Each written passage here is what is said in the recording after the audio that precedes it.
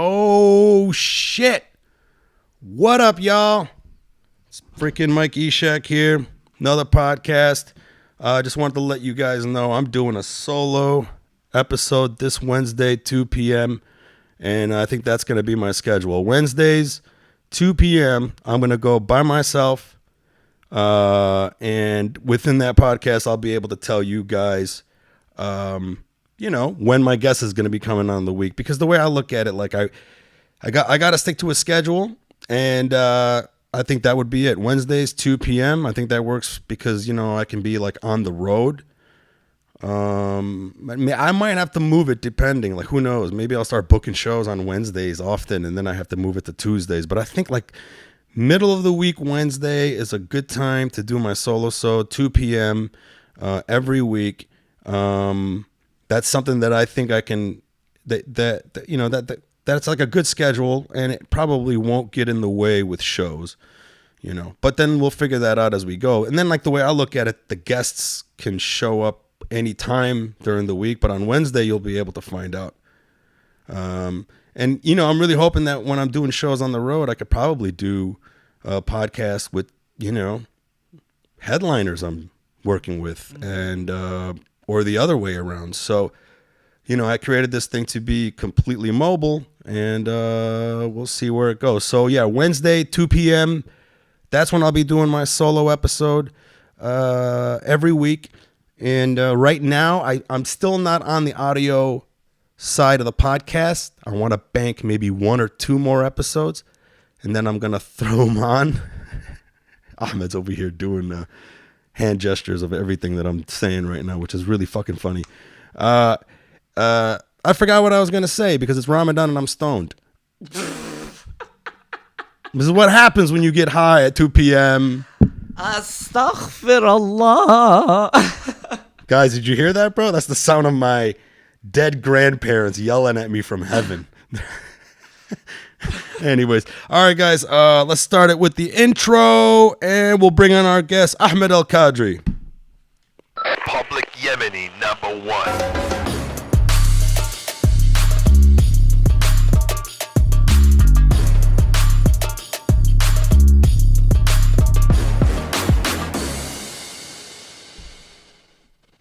Everybody, put your hands together for the hilarious Ahmed Al-kadri. Hey, hello. What's up, Mike? Dude, I love the intro music. Do you like it? It's so good. No shit. Yeah, I was like bumping to it, about to get up and start belly dancing, but I don't want to ruin my position with the camera. But khalas, after this, once I break my fast, I'm fasting. All right. I'm the one going to heaven in this duo. I don't know, man. I think I'm going to heaven before you, bro. Because you're gonna die before me.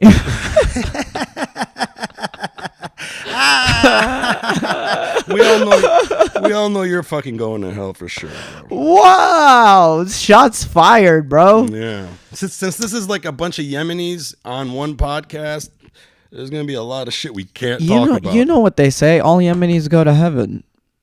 It's a saying. I'm pretty sure it's a proverb. Proverb. I said proverb. You said proverb. Like it's like a professional verb.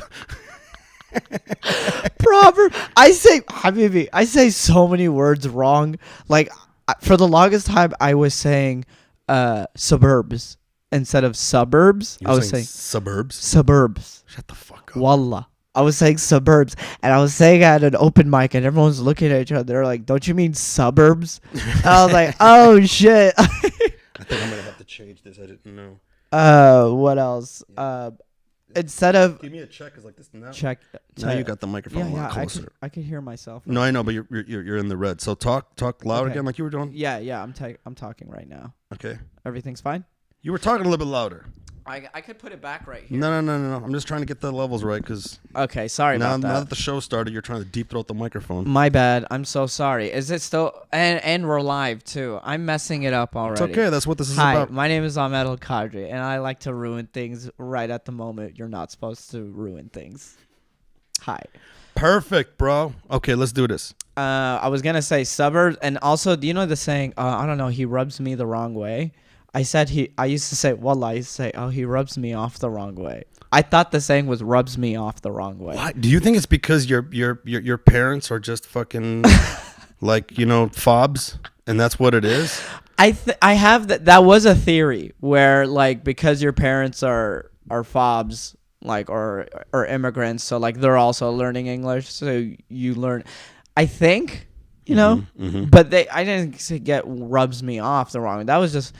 I think it's just my own stupidity, honestly. I don't want to blame my parents for this one. I want to go ahead and say this is just good old-fashioned, 100% organic Ahmed Al-kadri stupidity. I don't know what it was that I used to say that was all fucked up when I was younger, because I know I did say a lot of fucked up shit, because when you grow up with immigrant parents, man, that's just it. Yeah. You know what I mean? These people are not, you know. These people. We are technically these people too. Fuck no, bro. I'm better than them. With your hat, with your butt. I'm better than with my your parents. blue ribbon hat. Like, I'm killing it. Guys, please give me the citizenship. Well, we are citizens. It's like, I'll do anything. I just want to sleep with your women. I actually have a new bit like that. Well, that I added an act out about me being a citizen. It's like that bacon joke that I have. Yeah. About the first time I get bacon in the Marines. Yeah. I got now this like really nice dramatic like act out with American flags dropping down behind me. Oh, that's funny. And then like an eagle lands on my shoulder, and then the eagle tries to give me a green card. I'm like, bitch, I'm a citizen. Oh, that's funny. I like that. I haven't tried bacon yet. No? Yeah, I'm staying Muslim, man. I'm a good Muslim. I like bacon. A lot. Why don't you just get turkey bacon? It's less grease, less fat. Dude, I had to tell this to Kazim. Okay? Okay. Me and Kazim are the only practicing Muslim comedians. And maybe Ahmed Weinberg. Yeah. I think if anything, fucking Kazim is really, really good at. Yeah, because of him. He imbues it. Because of him, I'm more of a practicing Muslim. Like, I wowould go see him at the masjid. We would break our fast together. Oh, you guys go to the same one? Well, when it was open, yeah, we would go to the same masjid. Oh, yeah. nice. In North Hollywood. So turkey bacon, what I told Kazim was, he was like, oh, but there's turkey bacon. I'm like, dude, if bacon was pussy, turkey bacon's a fleshlight. That's a very good. I think you've told me this before. I ended up posting it on my Instagram. Okay, maybe I watched. Yeah, I read it. I posted on my Twitter, and then I took a picture of it, put it on my Instagram. But yeah, when he told me that's when I thought about it. I'm like, no, dude. I used to eat turkey bacon too, and then I tried real bacon. Ahmed, I looked forward to waking up. I was in the Marines, you know, and I really was happy to be waking up in the morning, because it just gave me something to fucking. Yeah. You know. I mean, to each his own. Whatever wakes you up in the morning. Mine is maple sugar oatmeal, and you know oatmeal cream pies from Little Debbie's. No. I would get that snack and then scoop it with the oatmeal and eat it. That wakes me up in the morning. I love it. This is why your fucking Instagram handle changed to Ahmed Loves Bread. No, I changed it because when I put Ahmed from Dallas, it just confused too many people. Like, lots of people from TikTok thought I was in Dallas. And I was like, you know what? I'm just going to put Ahmed Loves Bread. It rhymes. It's a double entendre. Like, you know, bread and bread. It's catchy. And also I just put, I don't know, I just liked Ahmed Loves Bread. Or Ahmed Loves Bread. So I changed it for that reason. And yeah, that's the end of that topic. Because you were Ahmed from Dallas. I remember, like, we were talking, and you were like, because you were doing Ahmed Al-kadri, and it just didn't work. And I told you, dude, no one's gonna want to spell your name. Exactly. So I told you that, and then you were like, we were at the Comedy Store, and you go, just do Ahmed from Dallas. I'm Mike from Detroit. And then I was like, yeah, that works. And then I was Ahmed from Dallas, and you know, now I just changed it to Ahmed Loves Bread, and I like it. I had to do a Mike from Detroit because my name has a Q in it. Nobody's fucking spelling my name with a Q, especially in America. Yeah, no one likes Q. Nobody fucking uses Q. Q is like a gay K. Yeah. It's like, why do we even need it? We should just replace it. Yeah, no one likes that. But so I did Mike from Detroit because honestly, wherever I would travel, even when I met people out here, a lot of people would put me in their phone as Mike from Detroit. Oh, okay. Because there's so many Mikes. Yeah. And then like the best way for them to remember, they know that I'm from Detroit. What's your original name? Muhammad or Mahmoud? No, it's Michael. Oh, your parents were considerate. Mm. Oh, I like that. Isn't that crazy? That's very good. No, you meet a lot. There's another. Have you met Mike Al-Baghdadi? Shout out. Nope, haven't. He's new. He's an Iraqi comic. He's kind of new in the scene. I mean, he moved during the pandemic, so yeah, he's new in the scene. Maybe I might have met him. He does he hosts or produces and hosts the Grand Central Market show, the one on top of the garage. Tell you what, I'm doing the show in June 2nd. Come with me. تعالني. Yeah, I will. I think Yeah. I'm still here June. We'll make a day out of it. Is that Monday? It's a Wednesday. June 2nd, I believe. Yeah. I should be here, yeah. Okay, I'm down. Khalas, I do want to do that. Have you done that show before? I'm about to do that show. You've never done it before? I haven't done the show. Have you hung out at it? Yeah. Is it nice? It's very nice. That's nice. So come with me, Yeah. hang out, meet the people, and then. Have you done Comedy Chateau yet? Not yet. That's new. That's next time. You're going to want to go there. I will say, because of Ramadan, I was kind of not my stand, like everything, TikTok too, but everything was on cruise control. Like I was just focusing on, Ramadan, praying, all that stuff. I was so tired. I didn't hit that many mics. I'll hit a mic sometimes if I want to like work out a new joke, or like, how when you have that new joke, you're like, I really want to test this out. Usually I'd hit like at least 5-6 mics a week, at least. And that's the least 6 mics a week. If you really want to get good at stand up, at least 6 to 8 times a week. To all you young comedians out there. You know what I was doing when I first started? I was doing 6 a night. Really? 6 a night? That makes sense. Yeah. I was doing 6 a night. I was doing 14, 15 a week. So I was doing so much. I was doing a lot. There was times where I would do that consistently. And then I would have like bits that I would be like, oh man, how did this work? And then you get to like the 7th mic and you're like, this is something. Yeah, but you're also burnt out too. Well, hear me out. When I mean burnt out, this is what I mean.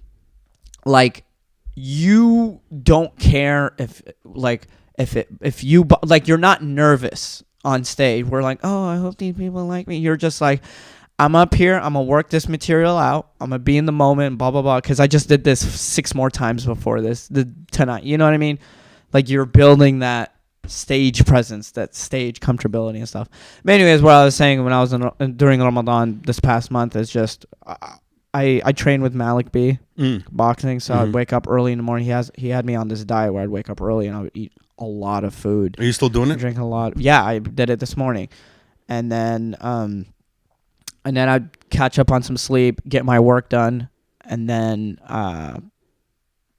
yeah, that's why I wasn't hitting that many mics. I'll do like the TikTok video I need to do or something, like post, because I gotta stay consistent. I wouldn't hit a mic. Maybe I'll do some writing, and then if I want to hit a mic, it was like later. Yeah. And then break my fast, pray, and then by the time you break your fast, you're so sleepy you just want to go back to bed. That's got to be hard. Yeah. So. And then I still have my shows Fridays and Saturdays. But when you break your fast, are you eating shit food? No, man. I haven't been eating clean. And you still get tired? Usually if I eat clean, I have energy to burn. Well, I have energy, but I'm tired, not in a food sense. I'm tired more of like, just my sleep cycle is so messed up. Yeah. Because I'm going to bed at like 11, maybe 12. Like last night, I went to bed, like I laid on bed like around 10:50 p.m., but I didn't fall asleep till past midnight. Right. And then I woke up at 4:15 a.m. Right. And then I ate. Fuck? And you're so full, so you have to just sit on your bed. I'm watching like anime, My Hero Academia. Watching until that's a good show.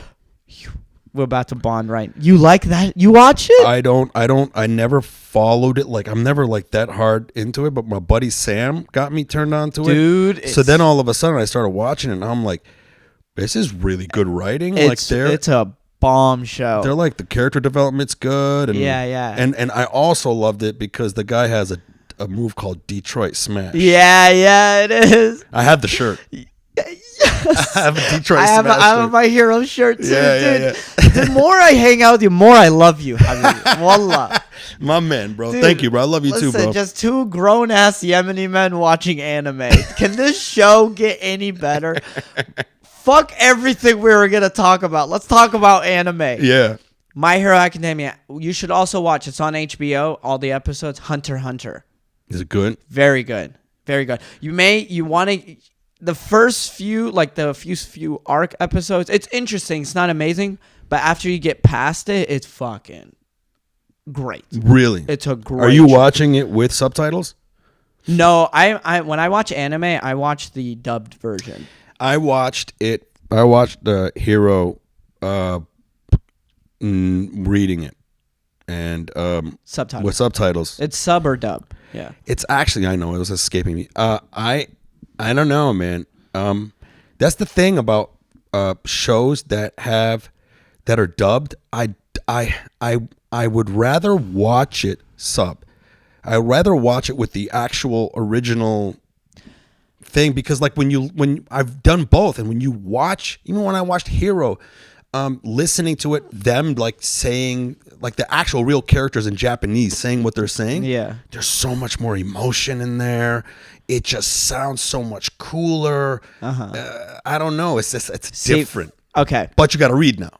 Okay. Yeah. But you gotta Here's fucking why I like dubbed for two reasons. One, I will watch. I just want to let you know Yeah, but there's some that you're blocking your face with the camera. Oh, sorry, with my hand. You might want to switch the microphone. Okay. Is that possible? How about now? Yeah, it's perfect. Yeah. We want to see your pretty face, bro. Yeah. Here's why. There's some, like, I watched One Punch Man. I watched it. I'll watch both for the most part, and I'll see which one I like more. But I liked subbed more for my One Punch Man, is because the first episode I saw was subbed. And same with, like, it depends. It's weird for me. If the first episode I see is dubbed, I have to watch dubbed. If the first episode I see is subbed, I have to see subbed. Interesting. I'm weird like that. Interesting. That's one. Another reason. I get like that with some shit.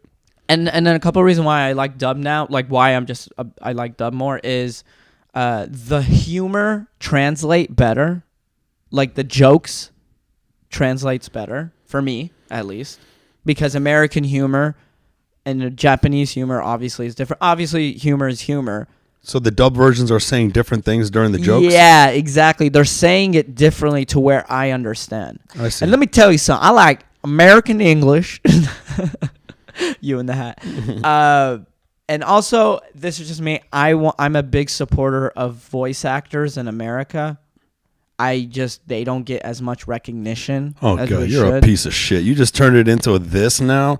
This is what it is. This is just one big, long virtue signal so that you can be like, hey, SAG, look at me. Look at what I'm doing, SAG. Not at all. Hey. Listen, at this day and age, I don't care about. I used to care. When I first moved to LA, I wanted SAG. But now, alhamdulillah, because of social media, TikTok, and Instagram, you don't fucking need that shit anymore. Please give me SAG, guys. Yeah, right. Still good. That's how I am with social. That's how every comic is. Like, it's like same as Andrew Schultz. He's like, bro, Netflix is gone. It sucks and stuff. 2 years later, hi, please watch my Netflix special. Yeah, right. That's how every comedian. It's like alhamdulillah, like that I'm getting some TikTok follow. I'm doing fine. I'm doing okay. I'm trying. I'm trying to stay consistent on Instagram, on whatever social media. I'm getting some followers, but I'm still like, hey, Hollywood. Please notice me. Please notice me. Yeah, exactly. Yeah. Like, you want I these can be dimples in your ethnically teeth. ambiguous. I will sell out my race. I'll play a terrorist. I'll play a dumb Arab. I'll be, hey, look at me. I'm a little. I will go to Yemen and kill a Yemeni baby if you put me in your fucking movie. How's that? I'll one up this guy. We Yemenis would compete. Come on, what's next? He won. What's next? Give it to him. I'm not doing it. Yeah. He just won the role for Homeland Part 2. Whatever. Cause what do you know? And then you know what's gonna happen? I'm gonna blow up, and then I'm gonna use 30% of what I make to help Yemeni babies. Oh, he got you there. To make myself feel good. And then before you know it, I'm gonna get on the Tonight Show, and I'm gonna go free Palestine. There you go. And then I'm canceled. There you go. Instant canceled. But it was worth it. Exactly. Exactly. And you could donate and help Yemeni, Syrian, and Palestinian children with purehands.org. Yeah. Do you like that? Pure Hands? That's my dad's.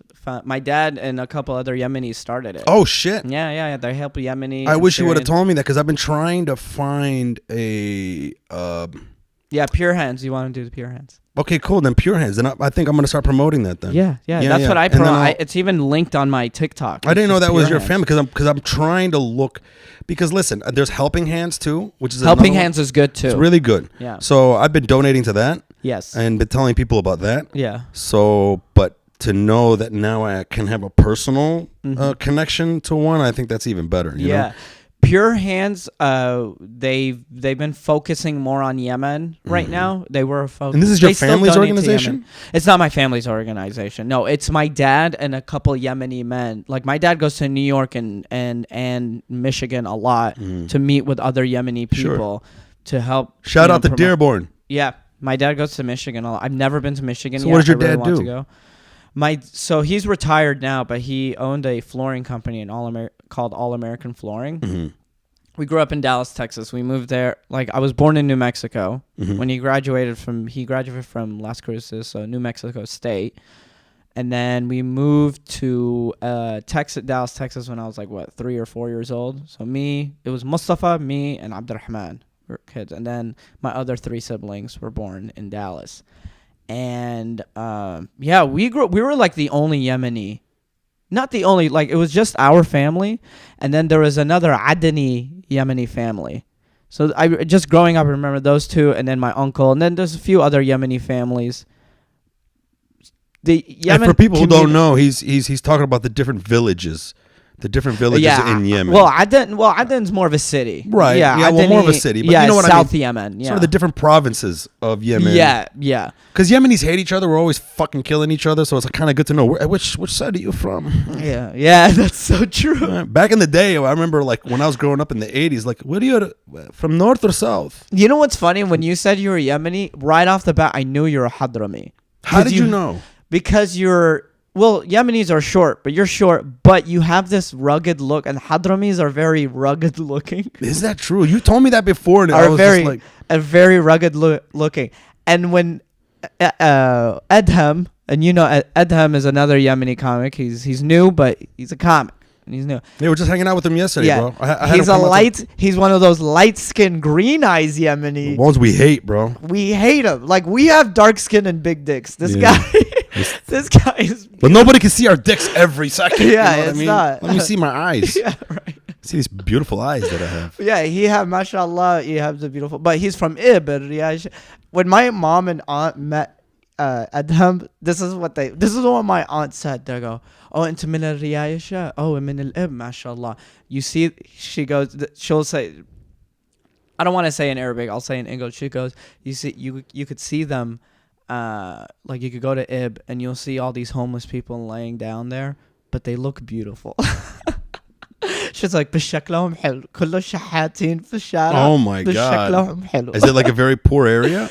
Yemen's a poor area. No, I know that, but she's bringing up she's specifically just joking. She's joking. Yeah, she's joking. She's just saying like that. Do a lot of people from Ib that have the green eyes and stuff? I mean, for the most part, they're all lighter skin. Yeah. I mean, it's very green and luscious. It's great. Man, I really want to go to Yemen. You know what's funny, man? It's like I didn't know anything about Hadramis. Hadrami. Well, they say Hadramis, like, you know. Hadrami. You know, people from Hadramut.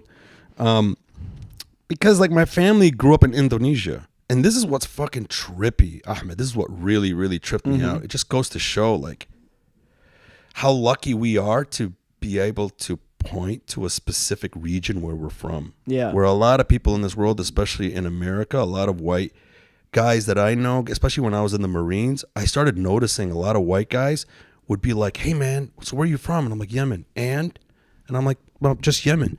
Like, "You're just from one country?" And like, "Yeah." And I would have a lot of these guys that would just go, like these southern guys from, and they'd just be like, "Man, damn, that's really nice. You know exactly where you can just go back there. You got family there." Yeah. And they like are very infatuated with that. And as a kid, I didn't realize how important that was. And then all of a sudden I remember pre 9/11, there was this Yemeni guy that worked at a gas station, and he was very friendly. And then after 9/11, he became really, really, really, really friendly. It was hilarious. Like Yeah. the next day after 9/11, wallah, every day he had a different America shirt on. Every day it was a different. It was like an eagle flying. It says America, and then another one it says America, and then like the eagle was flying across the Constitution, and just every day, like he was like posturing, he's virtue He's signaling, chewing on bacon. Yeah, He's like, have you had turkey bacon? It's a flashlight. my girlfriend, she from Israel. Yes, yeah, friend. Yeah. But this guy was it was a pretty interesting guy, man. But then when I remember he got to know me as I started going in there, he found out I was Yemeni, and he asked me, he goes, "Where's your family from?" Yeah. And I said, "Oh, they're from Hadramaut." And anytime I told somebody that, they'd flip out in Michigan because there was no Hadramis in. Yeah. Hadramaut, yeah. There's none of us. I was In the Dearborn. only one in Dearborn. Yeah, there Ah. was the only one. And then I remember this guy was just like, "Wow, is all your family educated?" And I was like, "Yeah, they're all business people, right?" And I was like, "Yeah." He's like, "You don't know anything about your people, do you?" And I was like, "No." He's like, "You should do your research, man." He goes, Hadramaut is a very interesting place. So then I was really young. A couple years goes by, wasn't even thinking about it. Then I was doing this film festival, this like Arab-American comedy film festival in Detroit. Yeah. And then this other guy that was there was hanging out with me. And then he found out where in Yemen I was from. And this guy was a Syrian dude who he said his hobby, he loved to research Arab lineage, which is his favorite. Uh-huh. He goes, "Your family's from Hadramaut?" And I was like, "Yeah." He goes, "Let me guess.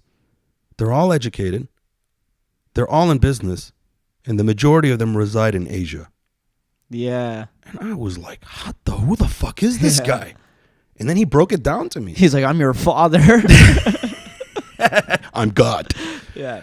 And then he broke it down to me. He was like, the people from Hadramaut, I guess that area is very terrible to live in. Like there's not much that grows there. So the Yemenis there ended up, before Islam, creating ships. Got in boats and got the fuck and out got the of fuck there. out. And then they ended up becoming seafarers and traders all along the Indian Ocean. That's why a lot of people from Hadramaut live in Singapore, the Philippines, Indonesia, and so on and so forth. So your parents grew up in Indonesia or Singapore?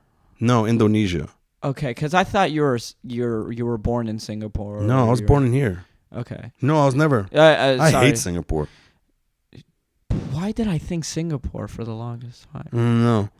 So it's Indonesia. Okay. So and then I ended up doing some reading, and then a lot of some historians kind of credit that the Yemenis that were living in Indonesia were they acted as a conduit to spread Islam. So they were already in Indonesia. Well, Islam spread through merchants.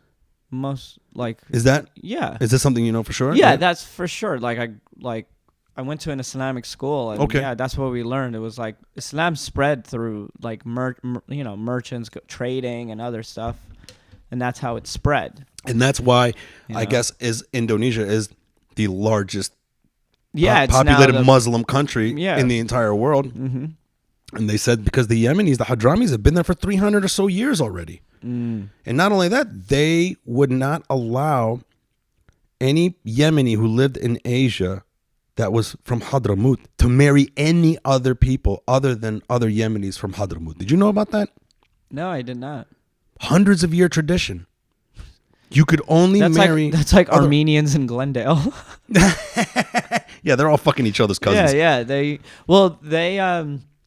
remember working with he was Persian Armenian, but yeah, he was like, he was telling me they're so strict on like Armenians marrying Armenians, you know. But this one here is specific Yemenis. It's not Yemenis marrying Yemenis. It's Yemenis from this village Hadrami. only marrying Yemenis from this village. Yeah, there was like this pride with people from Hadramaut of being like, the travelers and I guess whatever, I don't know.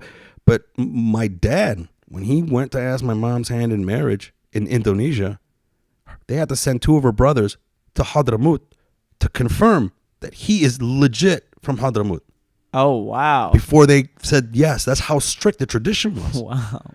And my mom was the last one to follow that tradition. Yeah. Because then now the rest of her sisters, they ended up marrying Indonesian people. So the rest of my cousins are now mixed. Okay. So like me and my sister are like the last of that Yemeni. product of like that strictness. My I think my parents they want all of us to marry Yemeni women for the most part. I mean, they prefer it, obviously. You know, keep the bloodline pure. No. My 2 little brothers married Yemenis. Well, Hamza's engaged, not married. And then Mustafa married a Libyan girl. Yeah, my mom wanted me to marry a Yemeni woman, but now I'm almost 28 now. I turn 28 next month, June 18, and Gemini. So, and now she's just like, please just marry any woman, please. My mom was doing the same shit, man. Like, it's hilarious. Just get married. Like, Yeah. Come on, like My anybody. mom- Anybody. my mom went through all those stages, and now she's like, you're gay. Yeah. You're gay. That's it. That's it. Like, this is it. Like, you're at this age right now. You're not married. You're gay. You suck dicks. I'm accepting that. Yeah. No, I don't think she accepted that.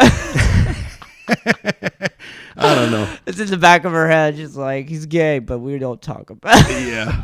It's gonna be terrible to watch you burn in hell. You're gonna burn in hell. Or maybe she just knows that you're a womanizer and she doesn't want to put that in her head. What the fuck you mean she knows that I'm a woman? Have you What kind of lies you spreading about me, bro? Just kidding. Have you introduced like a girl to like a girlfriend or a girl? Oh, yeah. Okay, Dude, then she doesn't think. I do not. I was just making a joke. Oh, okay. I do not. Yeah. Have you introduced your mom? No. You haven't introduced your mom to any of your girlfriends? Well, I haven't been in a long-term relationship or I haven't like. You know what's funny? If I'm okay, my ex-girlfriend and I had this conversation. Did Jennifer set you up with this? I'm just kidding. Who's Jennifer? Nobody. I'm having sex with her. Yeah, I knew it. Phone sex. Yeah, well, that's fine. FaceTime. Phone sex. FaceTime, that's good. As long as it's 4G, 5G. Yeah. But don't worry about it. We're gonna do it in 3D soon enough. That's totally fine. Are you okay with that? I'm totally fine. You're gonna cry. I can sense it. Yes, I'm crying right now inside, and then I'll cry in my Prius. It's the most LA thing ever. You should cry twice. One for you owning a Prius, and then the other about is that. girl. I will introduce a girl to my parents. I'm still young, so I'm still in my sort of, but like You're young, bro. I'm in my late 20s. That's I'm young. young, but I'm not. I'm young, but I'm not. You're young. I'm not. You're young. I'm 28. When you turn 30, I turn bro, 28. Well, I'm 27, but I turn 28 next when you month. turn 30 and lose all your hair, that's gonna make sense. I'm putting out Rogaine right now. Are you really? Yeah. How's that? It's fucking up your heart on? No. Okay, it will. I'm Yemeni as fuck. I know, me too. And I literally everyone was like, hey, when you start taking Propecia, finasteride, you're gonna start like your sex drive's gonna go low. I'm like, double the dose for me, man. Yeah. If anything, I'm hornier because I have a problem, bro. we all do. No. But I mean, like, you know what I think it is? And I don't know what we were just talking about before. We're about to derail right now. Hold on. Before I start, Yeah. before we derail, Yeah. and we'll end the topic. I'm still young. I don't want to introduce a girl to my parents unless like I'm 100% guaranteed I'm gonna marry this chick. I do want to get married probably in the future. Hopefully, if I meet the right one. That's a no. But hopefully, when I meet her, like then I'll introduce them to my parents. But I'm not like, to me, what I think, and I this is what I'm assuming. If my parents go, oh, Ahmed's introducing me to this girl. Oh, he's not getting married. Then he's just wasting his time. You know what I mean? I don't know.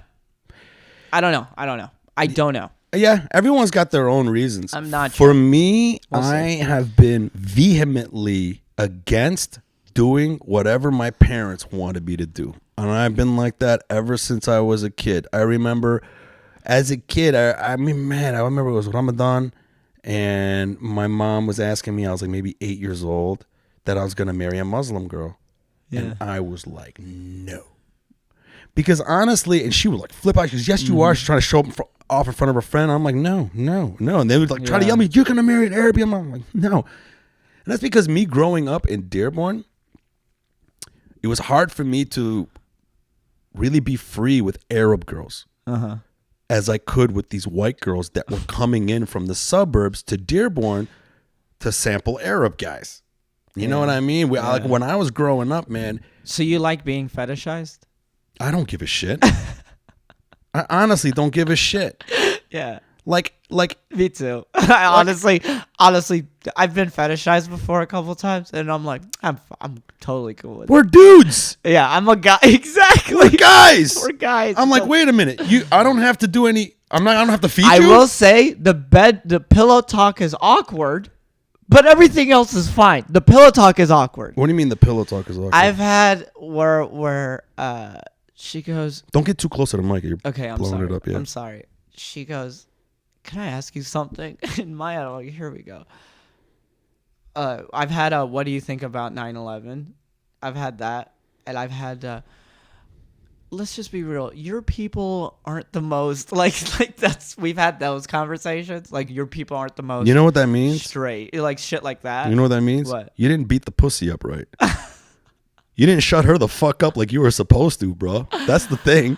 Oh man, You're Shots supposed fired. to beat that pussy so fucking right that she had all her questions gone. Any woman that Just was gone. ever interested in me is now gone. Thanks a lot, Mike. They don't need to know that I don't satisfy women, that I can't satisfy women. Recently, since I'm I've been sorry. I'm trying. I've been doing shows, and when I'm single, I be meeting girls right after shows, Okay. and it's I funny. haven't had that yet. It's because you're not on the road. Yeah, I'm not on the road. The thing is, man, I will soon. when you're on the road and then you crush, you know, Must be a great feeling. You crushing like bumfuck nowhere, Wisconsin. yeah, and then you're then- selling merch. Yeah. And then like some girls just like, oh my God, you were amazing. Or you know what's a real good one Yeah. to do? It's like sometimes I forget to do this. Uh-huh. I picked up a lot of girls, even at a Muslim wedding this way. Just get a DM on my Instagram. Mm-hmm. Just a DM. Yeah. Like one time at a Muslim wedding, I got a DM from this girl because I was standing up in the wedding. Yeah. And she was in the thing, and then she just sent me a message about how good I looked in my suit or whatever. Yeah. And then we she hooked up said- that night. And then she said, "Mashallah" after. Yeah, exactly. Yeah. And then you said, "Inshallah." Yeah, and then I said, And then you said, I eat bacon. And then you said, "Alhamdulillah." Hi, welcome back to We're Both Going to Hell with Ahmed. yeah, and we're Mike. both going out. But my point is that on the road, man, to talk Yeah. about being fetishized, conservative girls, Republican That's girls, what I mean. Trump supporters. Oh yeah, 100%. That's what I'm saying. All the girls that I've been fetishized with was either like conservative girls or you know how those white girls who are so liberal, they're kind of racist. Oh, yes. Yeah, I remember dating. Those one are girl. the scarier ones. Yeah, she was They so are scary. so liberal. She was racist. Oh, yeah. And you know what's funny is that it's so hard for liberals to see that. Yeah, But there are. liberal racism is different. Like I remember, It's the worst kind of racism because it's shrouded in goodness. Yeah. It's shrouded in this idea that it's, oh, this is a good thing. Yeah, and they don't see that they're not like. I'm trying to think. It's like one of those things where it's like, as a liberal white person, they would see like they see me and you. Oh, Muslim Arab men. Okay, I need to make sure that they're fine. And I'm like, just treat us like everybody Exactly, else. You know bro. what I mean? I have to Like, stick that's- up for them. Yeah, I have need to to- somehow find a way to Yeah. express to them I'm not racist. Yeah, exactly. I need to prove Or something like to this effect. Like I remember after 9/11, I did this sort of like audition for like some movie that ended up not getting made by some independent filmmaker. And then he like walked up to me and he was like, you know, I really can't wait to do this film because I really want to cast you because I think it's really messed up what's happening to the image of your people and we got to do things to make. Yeah. So there was a part of me that was like, right on. Yeah. But then another part of me is like, shut the fuck up. He could have just said, "Hey, I'm glad I cast you. You're funny, and we need more Arab guys." That's it. That would have been good. That would have been good. I've been like, That would have been good. like if someone like I've been booked on shows, and I'm sure you have too, where they go, "Hey, I need an Arab. Can you do this?" Yeah. Yeah. Okay. Okay. So yeah, I don't mind being fetishized, to be honest. And then they go, "I need an Arab," and then we get on stage. Hey, everybody, what's going on? And Boom, boom, boom. Where is a bus? Give me a bus. bus. Give me a bus so I can blow it up. Yeah, that's my bumfunk nowhere Wisconsin material. Hack it up, baby. Hack it up. I gotta be careful with the levels. But yeah, man. back to the fetishize check, or check. whatever. Yeah. Sorry about the mic thing. Yeah, the last time I did San Diego, not last time, I did the Comedy Palace. Ooh, hold on. Okay. We'll talk about San Diego. When in a I do little San bit. Diego, because Yeah. I'm a Marine Yeah. and there's a Marine base there, Yeah. bro, You kill it. my success rate in San Diego is just too much, man. Yeah. And I get these hot, fit, blonde Marines or just non-Marines. Yeah. The last time, I need to serve the Marines. a girl and her mom were there, okay? Oh, yeah. She was going through a breakup with her husband. And in the parking lot, her mom is like, my daughter. And I'm like, you're right, your daughter. You get the fuck out of here. It's crazy, dude. So to me, it's like, you look at those conservatives and you're just like, if you're racist, at least you made me feel good about it. It's not, well, those type of people, I don't want to say racist. I don't, because, the term racist is a very heavy, strong word, but their values is a lot different from our values. And therefore, this is my values. This is your value. That's what I respect about conservatives, especially growing up in Texas. That's why What? is here are my values. It's not that they're it's gonna be hard to say this, but it's like it's not that they're racist. They don't particularly hate you for who you are or whatever. It's more of you're different, I'm different. These are my values, these are your values. The line is here. Okay. You know what I'm saying? Okay. And you find that a good thing? Are you saying that conservatives? I think I know what you're saying. It's just hold on. I think I know what you're saying. I don't think I think what you're saying is are racist. That's what I'm getting at.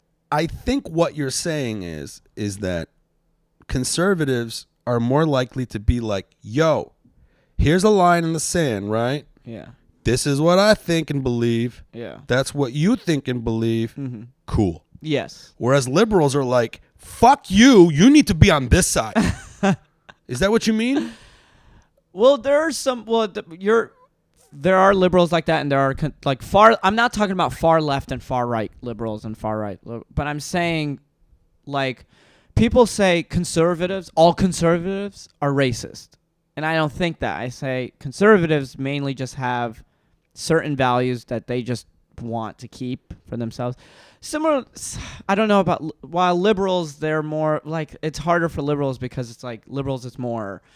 Everybody shares. Everyone, everyone has to share an equal part of the pie community. Right. Let's level the playing field. I mean, most Arab Muslims are very moderate when it comes to both values of conservatives and liberals. But fuck this political talk. It's boring, and I'm sorry for bringing that up. But I'm saying, I'm glad you got laid. Yeah. Yeah. Being fetishized. Yeah. Right. And being fetishized. But then we were just talking about you being in Dallas, not that many Yemenis growing up. Oh, yeah. I forgot. That was 20 topics ago. Yeah. Yeah, there weren't that many Yemenis growing up. So I did grow up with a lot of Palestinians. But they cause a lot of trouble, don't they? Do you know what's so funny? This is What's up, Palestinians? Why? No. I love, all the like, trouble. in a global scale, I'm all for free Palestine. I have a pro-Palestine joke. I'm all about it. Right. But personally, I was bullied a lot by Palestinians. So I had a phase in my senior of high school. I swear to God, I had a phase where I'm like, fuck Palestine.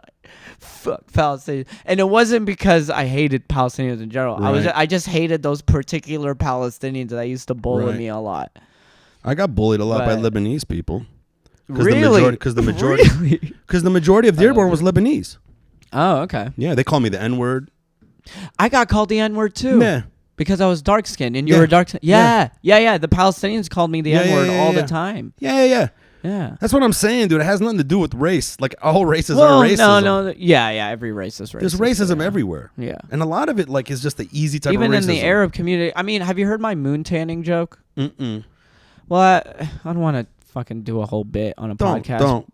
But I'll just say basically what it was about, where because of the lighter skin Arabs, calling me the N-word or making me feel like shit, calling me ugly and all that stuff, I legitimately thought for like a long time in my life until fucking college, until I started hooking up with white girls. But no, for the longest time in my life, I legitimately thought I'm ugly because I have dark skin.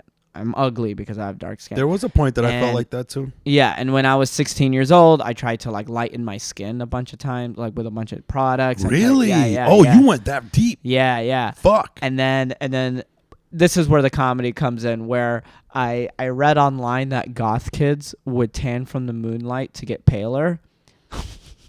And you believed it. How old were you? I was 15, 16. And I used to go moon tanning. Shut the fuck up. Explain to me, what were you doing? You when haven't were heard moon this tanning? bit, have you? Yeah, it's one of those bits where it's like it's fleshed out. It's a strong bit now, and it's now for like, I'll do it when I go to Austin and do the road, do the road stuff. I'll be doing that joke. Right. But yeah, it was a part of my life where I hated myself, and I was very consistent with going up all night. I hated my hair. Oh, really? I wanted to straighten my hair. I was always straightening. I straightened my hair too. Yeah. Yeah. I was doing that dumb shit where I was relaxing my hair. Oh, you relaxed your hair? I used relaxer. My older brother relaxed his hair. Because that was a thing that a lot of Arabs were doing at the time. Everyone wanted like slick hair. Hair straight. That was like the thing. My little brother Abdurrahman, I'm gonna show you a picture, has beautiful silky hair. Like naturally? Naturally. He has silky hair naturally? It's natural. It's straight natural silky hair. Your mom was cheating, bro. You might have to get a No. My dad has 23andMe. my dad has good hair. My dad has like a nice fro. Remember when you saw my little brother Muhammad when he came visit, and you saw his big luscious afro, and then you just shook it. You're like, no, give me some of that. Yeah, you're like, yeah. Even me, like, I used to have hair like that. Yeah, I'm not. Yeah, I used to have like my hair was like smooth from the like my hair what it is now. What your hair is like now is what my hair was kind of. But my hair now it's a little bit thinner because age and balding. But Rogaine, it's coming, bro. Rogaine's gonna help me bring it back, maybe. But did you just start?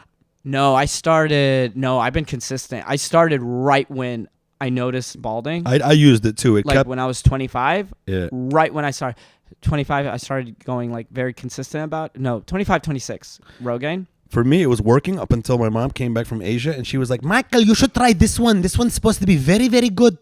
And it didn't work. And I changed it, all my hair fell out. I'm so sorry. No. As a matter of fact, I was kind of happy. It was nice. Was it freeing when you went bald? At some point. And then it does not look good on my face. You'd be like surprised. I don't know, man. You'd be surprised. At first, when I shaved it off, I remember I was like, ugh. I did it the first time in the Marines. Yeah. I shaved everything off, and I was like, what the fuck is ugh? I have a small head. But here's I have a bulbous head. My head is too fucking big. I have a very small head. But I think like losing my hair made me realize, I can be fat, I can be bald, I can't be both. So it got me become more fit. Jacked. So I became more fit. I've always been fit, but I don't have that body type. Your body type is like you could get big. I'm very skinny. You're skinny fat? I'm not fat. I'm fit, alhamdulillah, but like I'm like I don't have swole energy. But you're not trying. That's true. And I'm fasting. I mean, when I used to be a fat ass in boot camp, they called me Eat Snacks. That was my nickname. Eat Snacks. Instead of Eshaq, they called me Eat Snacks. I was a fucking tub of lard. That's my natural state is fucking fat. Yeah. My natural state is skinny. Right. What were we just talking about before we got into this? Hold on. We're talking about hair falling out. That's right. But my plan is inshallah go to Turkey, Istanbul, get that hair transplant for $5,000. Okay.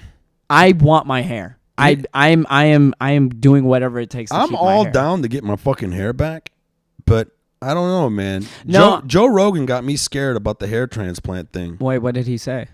Well, I don't know if you noticed. Have you ever looked at the back of Joe Rogan's head? No. There's a big fucking scar, like a smiley face scar. Because he was losing his hair while he was on TV, and he got really paranoid about it. So then he had the hair transplant. They had to take hair from a certain part. They have to cut a certain part, and then they had to put it over here. And then after it failed, he was like, fuck it. He has to just shave his head. And then now he's like, man, I wish I would have just shaved my head. I'm going to check with, well...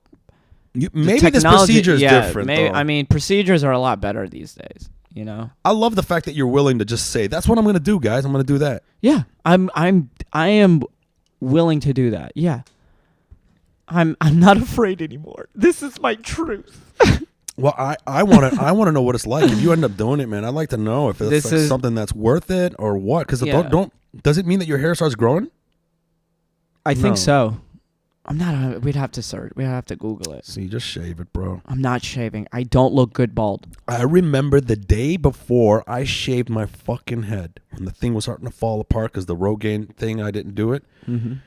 I fucking remember it was almost like the universe was telling me.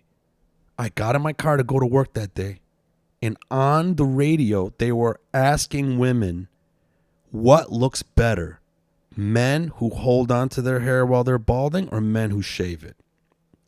Resoundingly, every woman was like, just shave it, just shave it, just shave it. And like they were saying all these fucking things. They were like, when a guy shaves it, I just look at him like he's decisive. He knows what he wants. You know what I mean? He's confident. Women are full of shit. I'm sorry. I don't buy that. Man. I don't buy that. You'd be surprised. I don't buy that at all. So you think that if you lose your hair, your fucking pussy ratio is going to decline? First off, my pussy ratio was never anything to begin with. Really? That drives me crazy because you're cute, bro.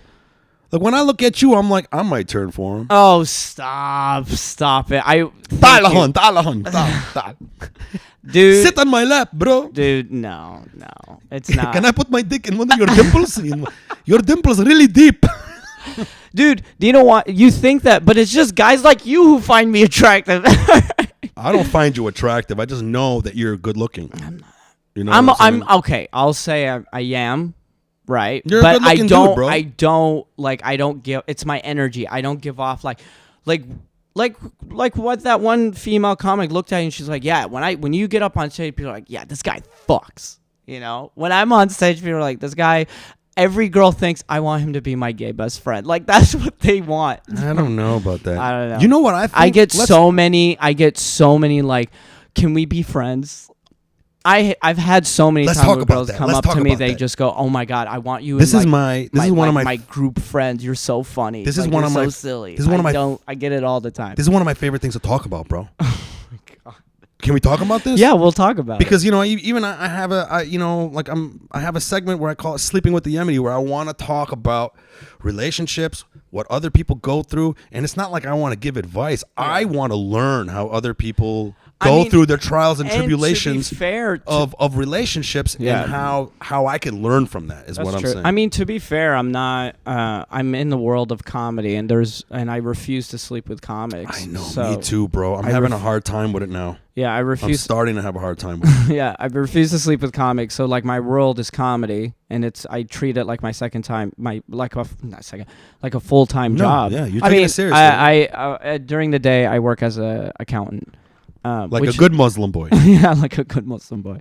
We'll talk about that too. But yeah, like accounting is a full-time job. And then I work, and then I treat comedy like a full-time job. And I look at female comics like my coworkers.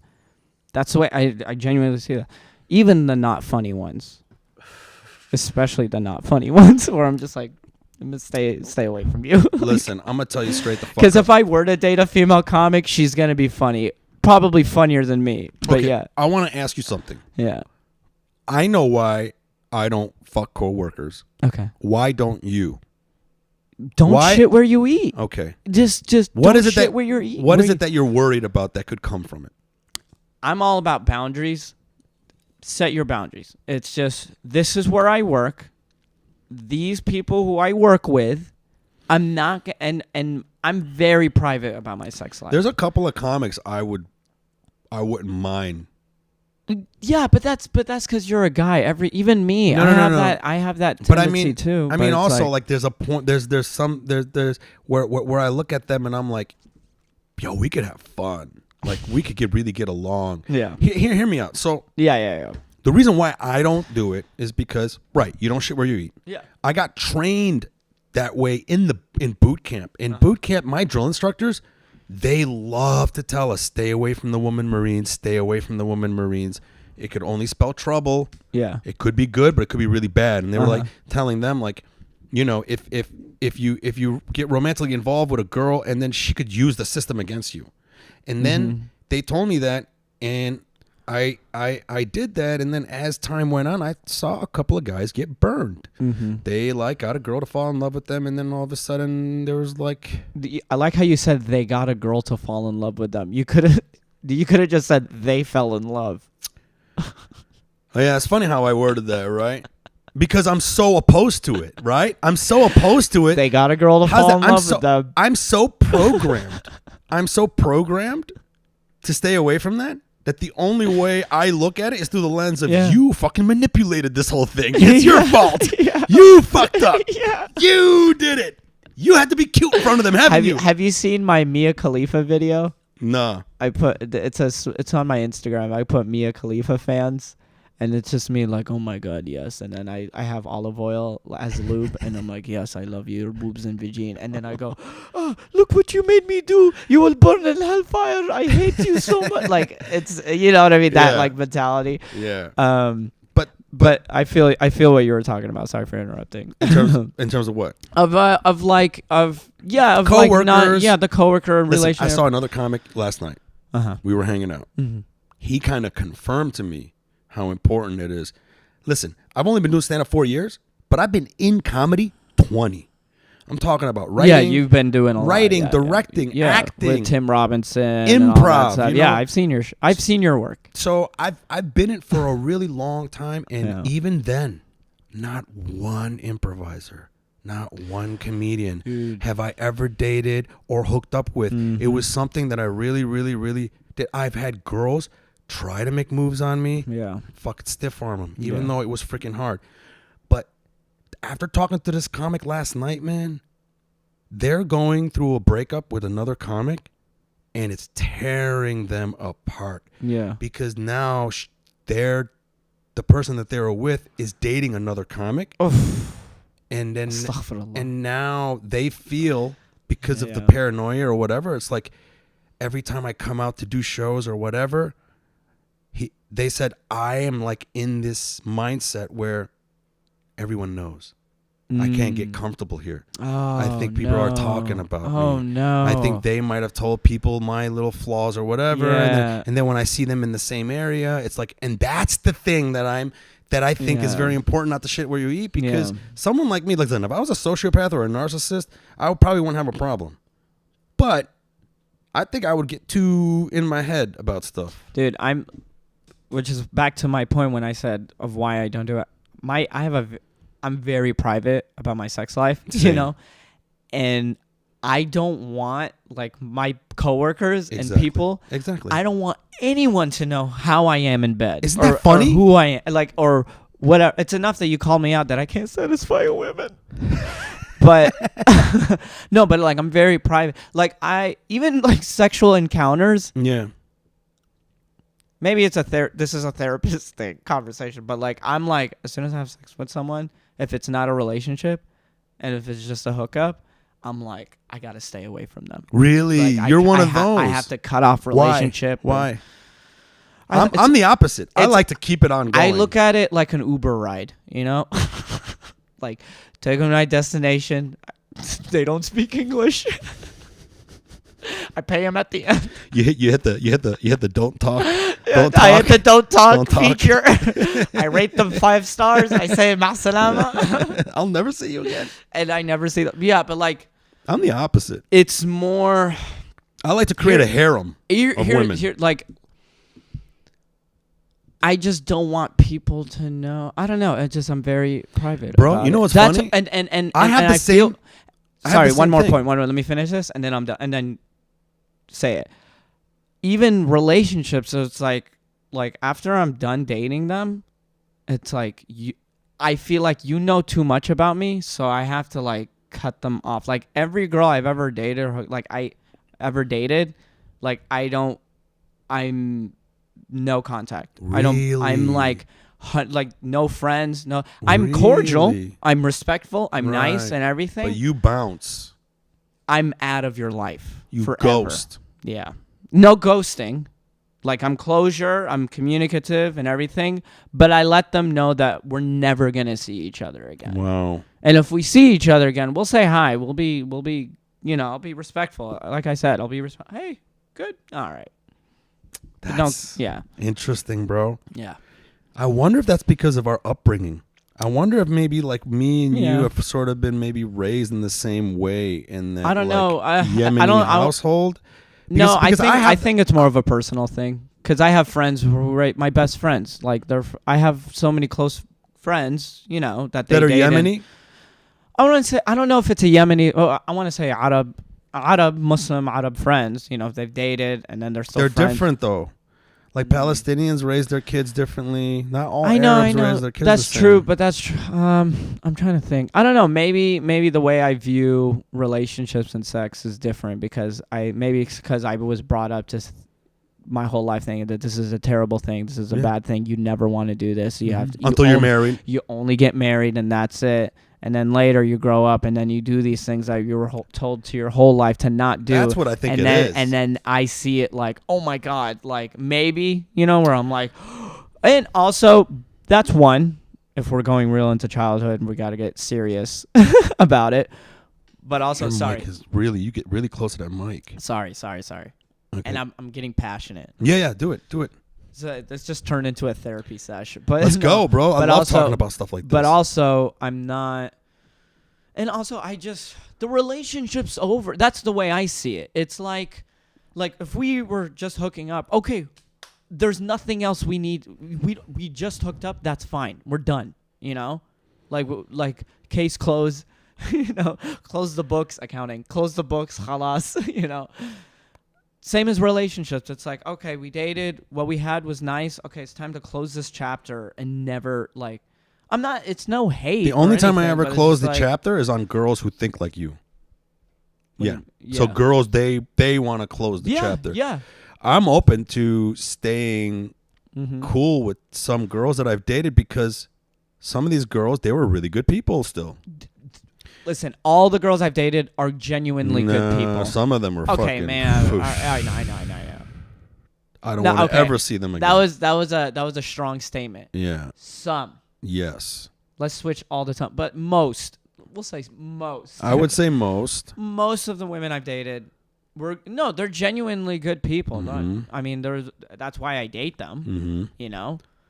But yeah. Yeah. Stay away from me. Yeah, that's really funny, man. Because, I'm the opposite. And also it's protecting myself. Sorry, I keep interrupting. Do your thing. But also I do it because it's protecting myself. Because me, when I talk to, let's say if I talk to a person that I've dated before, in my head, I'm thinking, maybe there's a chance we could get back together. And then I start getting in fantasy land. And then I just start spiraling, and I'm like, then I start fantasizing, and I'm like, oh, we get back together, everything goes well, blah blah blah blah blah, and it's like, no, we broke up for a reason. It's like don't open it again. You just close the box. Some girls I've broken up with, Mm-hmm. and then we would reconcile over sex, Okay. and then we would sometimes hook up every once in a while. So then the relationship went to oh, we had a relationship. We got into a fight. We broke up.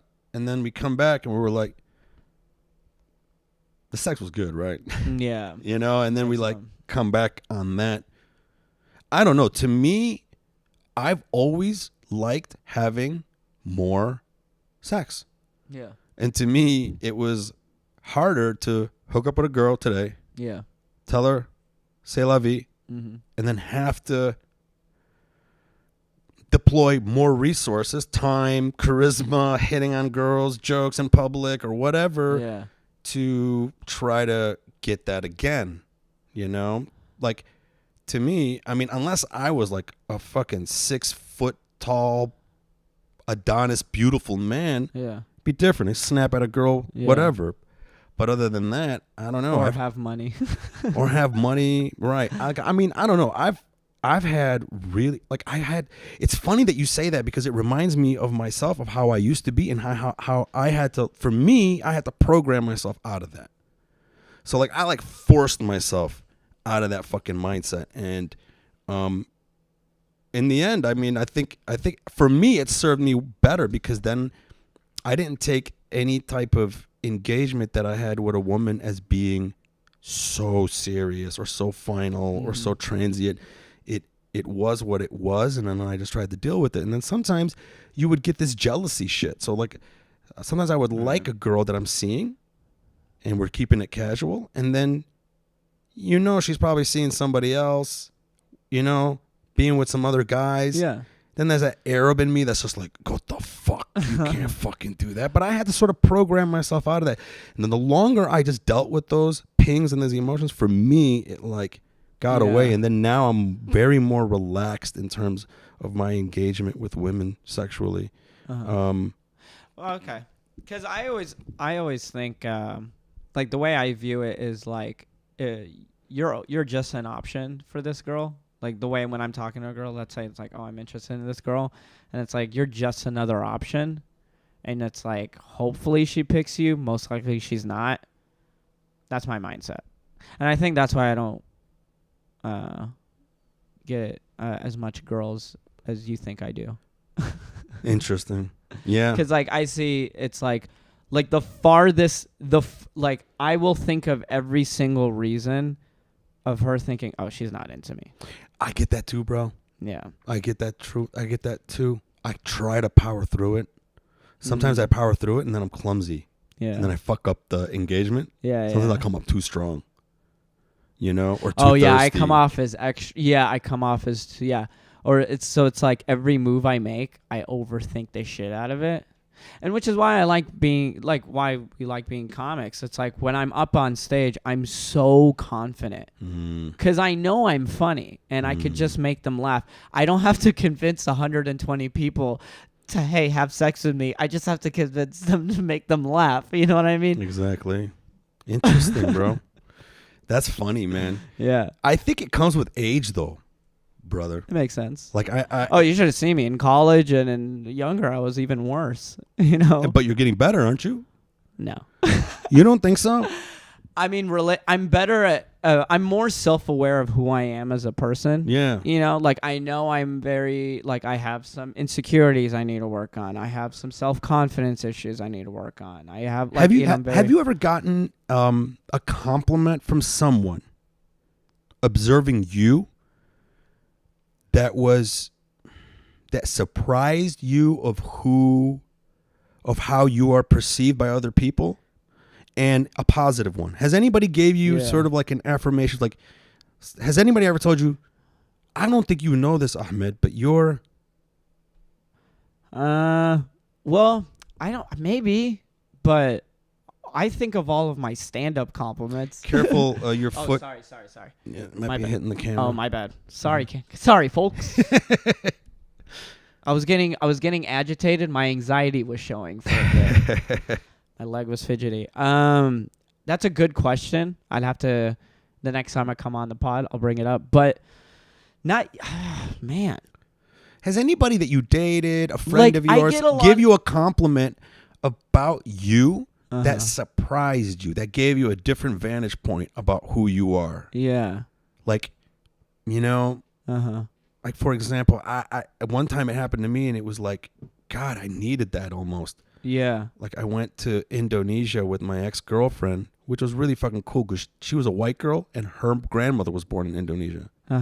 So we were out there and I remember just having such a good time, talking to a bunch of people and whatever. And she gave me this view of myself in a positive light that I never noticed. Yeah. And she goes, what she told me was, she's like, Mike, have you ever noticed how guys want to hang out with you? And then I'm like, what do you mean? She's like, everywhere we go out, guys just want to talk to you. You guys like whatever. And then she's like, I don't think you realize the influence you have on people is what she said, because of how like assertive I am and outgoing I am. That's a good ass compliment. Right. But it was nice. It came from a loving person who saw a side of me where she was like, I don't think you know this about you. Yeah. This thing that you have, I don't think you notice. And I think it's important for us to try to look at us. Have you ever looked at pictures of you when you were younger and go, what the fuck was I thinking? Bro, did you see my last Instagram post? The one of me like crying while I was posing on the couch? No, but you do a lot of crying videos. No. I see a lot of those. Like it would just be like a freeze frame. You like, No. That's a real. That's comedy. I'm talking. Well, the post. No, it's a Should picture. I post it up? Is it on Instagram? Pull it up. Pull up my Instagram. It's just a picture of me as a kid. Just pull it up. I did see that. Follow me on Instagram. Ahmed loves bread. Or Ahmed loves bread. Let's see. It's just me like posing on the couch, and it's like don't forget to vote. But I'm like crying, or I see like old pictures of me in high school, old pictures. Oh and yeah, I just see see this that picture. like. Let me share it with the people. There we go. Yeah. Yeah. I was very, very. I mean, I still am sensitive, but I was so I cried a lot when I was a kid. Like things got to me, and I would just be like. So you really get in your feels. When I was a kid, right, and then I got in my feels a lot. I was very sensitive, and then I do, like I said, self-awareness. Now that I'm older, like I reflect back and I see. And shrooms. God, I love shrooms. Mushrooms. Dude, we got to talk about mushrooms, bro. We will. I want to take, by the way, we've talked about this before, and we will. I come back in June. I found a really good connect. We got a shroom together. Yeah, bro. Habibi, we need to. We do it like out in the desert with Cole. Aywa. We should bring Cole. Yeah. He can be our shaman. Khalas. His nose looks very Jewy, though. And I think that like when we trip out, I'm going to like flip out as a Zionist. I do shrooms with Cole all the time. He's a cool dude. I like Cole. I love Cole. Shout out to Cole Alexander. You need to get him on here. Yeah, oh, for sure. He's amazing. I love him. He's a funny dude. Haboob. But yeah, like I was very sensitive, and then like hit puberty, and also like from the man, growing up with Arab men and all that. It was just I just pushed my feelings down. But if anything, I was still sensitive and in my feels, but my immediate reaction wasn't sadness. My immediate reaction was always anger. And I became like high school, like senior of high school. Resentful. Very resentful. Angry at the world. I would say the meanest shit to people. To just random people. Just so mean and just. Wow, you were like an asshole kid. I was Were you looking for fights? Yes, I started boxing and I started working out and I became more confident. So when I earlier back to the podcast, I was like, oh fuck Palestinians. It wasn't because I hated Palestinians. It was because those particular people, I wanted them to get angry, and obviously when you say that shit, it would piss them off. And I would literally try to fight them, and I would be angry, or I would just say spiteful shit to them, and then to Arabs too. And then as soon as I left the Arab community and joined the fraternity, started hanging out with white people, you lightened up. And I was like, all right, I'm a little cooler. That's funny. The Marines did that for me. Yeah, I met white people, or I met not white people. I met non-Arabs. I got out of and then I started meeting non-Arabs, and I was thinking, oh, I like these people way more. That they're nicer and they're cool and they treat me different. But they didn't grow up in me, but they treat me. But now that I have comedy and I'm more self-aware as a person, I'm going to Texas. I'll be there, and I'm so excited to go to Dallas and see all my close friends. And a lot of the people message me. They see me doing comedy on Instagram. They go, holy shit, like we love you, Ahmed, like blah, blah, blah. And it's like, oh shit, really? Like I had so much resentment towards a lot of these Arabs that bullied me. But in the end, it's like back to shrooms. I think I was growing up, but they were growing up too. So I started putting my mindset in their shoes. Oh, they weren't as extroverted as I was. Right. I could make friends easily as a kid. I mean, these are just certain feelings, but I've always been Ahmed, very funny, outgoing, smiley, like who I am now. Right.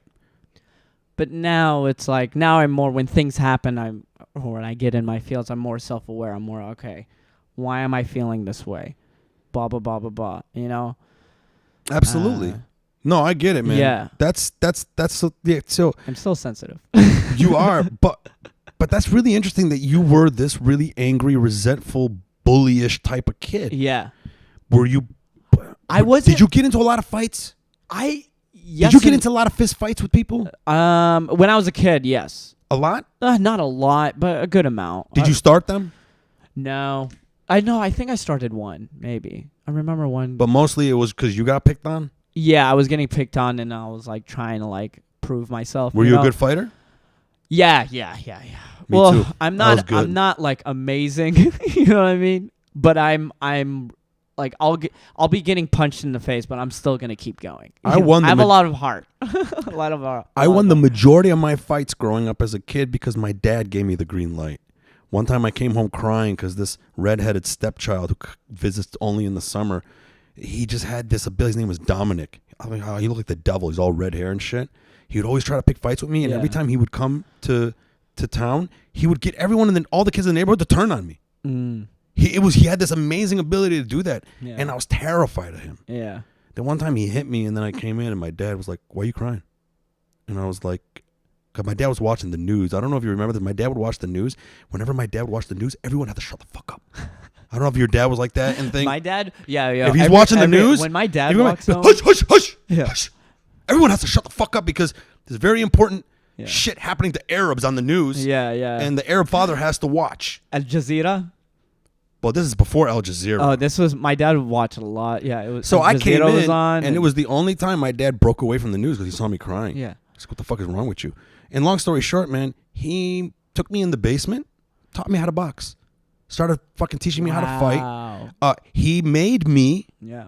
This is a real good thing. That's a good dad. He made me because that kid, I was so scared of him. Yeah. My dad made me go into his backyard with a shovel and a sack, like a rice sack. Yeah. You know where they put big rice in. Yeah. And go in the garden and put the dirt that they had in their garden. Now that I'm thinking back, I'm pretty sure he called them and said, "Hey, my son's going to come and grab some dirt from your backyard. You cool with that?" Made me go there. Didn't want to do that. I was like, I'm at this guy's house. So fucking scared. Take the shovel, get the dirt in the bag, and then go to my dad. And then my dad took that bag and hung it in the basement and told me to hit it. Wow. It was like a real fucking like boot camp of like, you're a man, motherfucker. Stop being scared. So then he made me hit that thing, and like he got me mad at it. And then when I got really fucking mad and started like, I almost like, I started breaking, the dirt started coming out. Yeah. Then my dad all of a sudden became really happy. Yeah. He was like, "That's it." Yeah. And then he taught me how to box. He like put his hands up, told me how to do this, and taught me how to block. Yeah. Because my dad grew up fighting. Yeah. You know, and he taught me all that shit. And then this is what he did, man. And I think this is like, if I had a son, I would totally do this.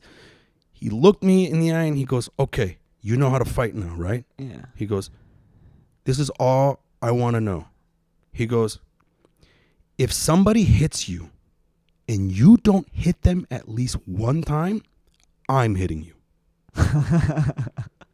That is the most Arab dad quote I've ever heard in my life. And then the other thing he said was, "If I ever find out you started the fight, I'm beating the shit out of you." Yeah. He goes, "So now," he goes, "you go out there, don't ever start a fight." But he goes, "If anybody starts a fight with you," he goes, "I want to hear you that you beat the fuck out of them." Mm-hmm. And I was like, this is a good lesson. You know what I mean? Yeah, that's a good lesson. Yeah. And now you hate dirt. Just kidding.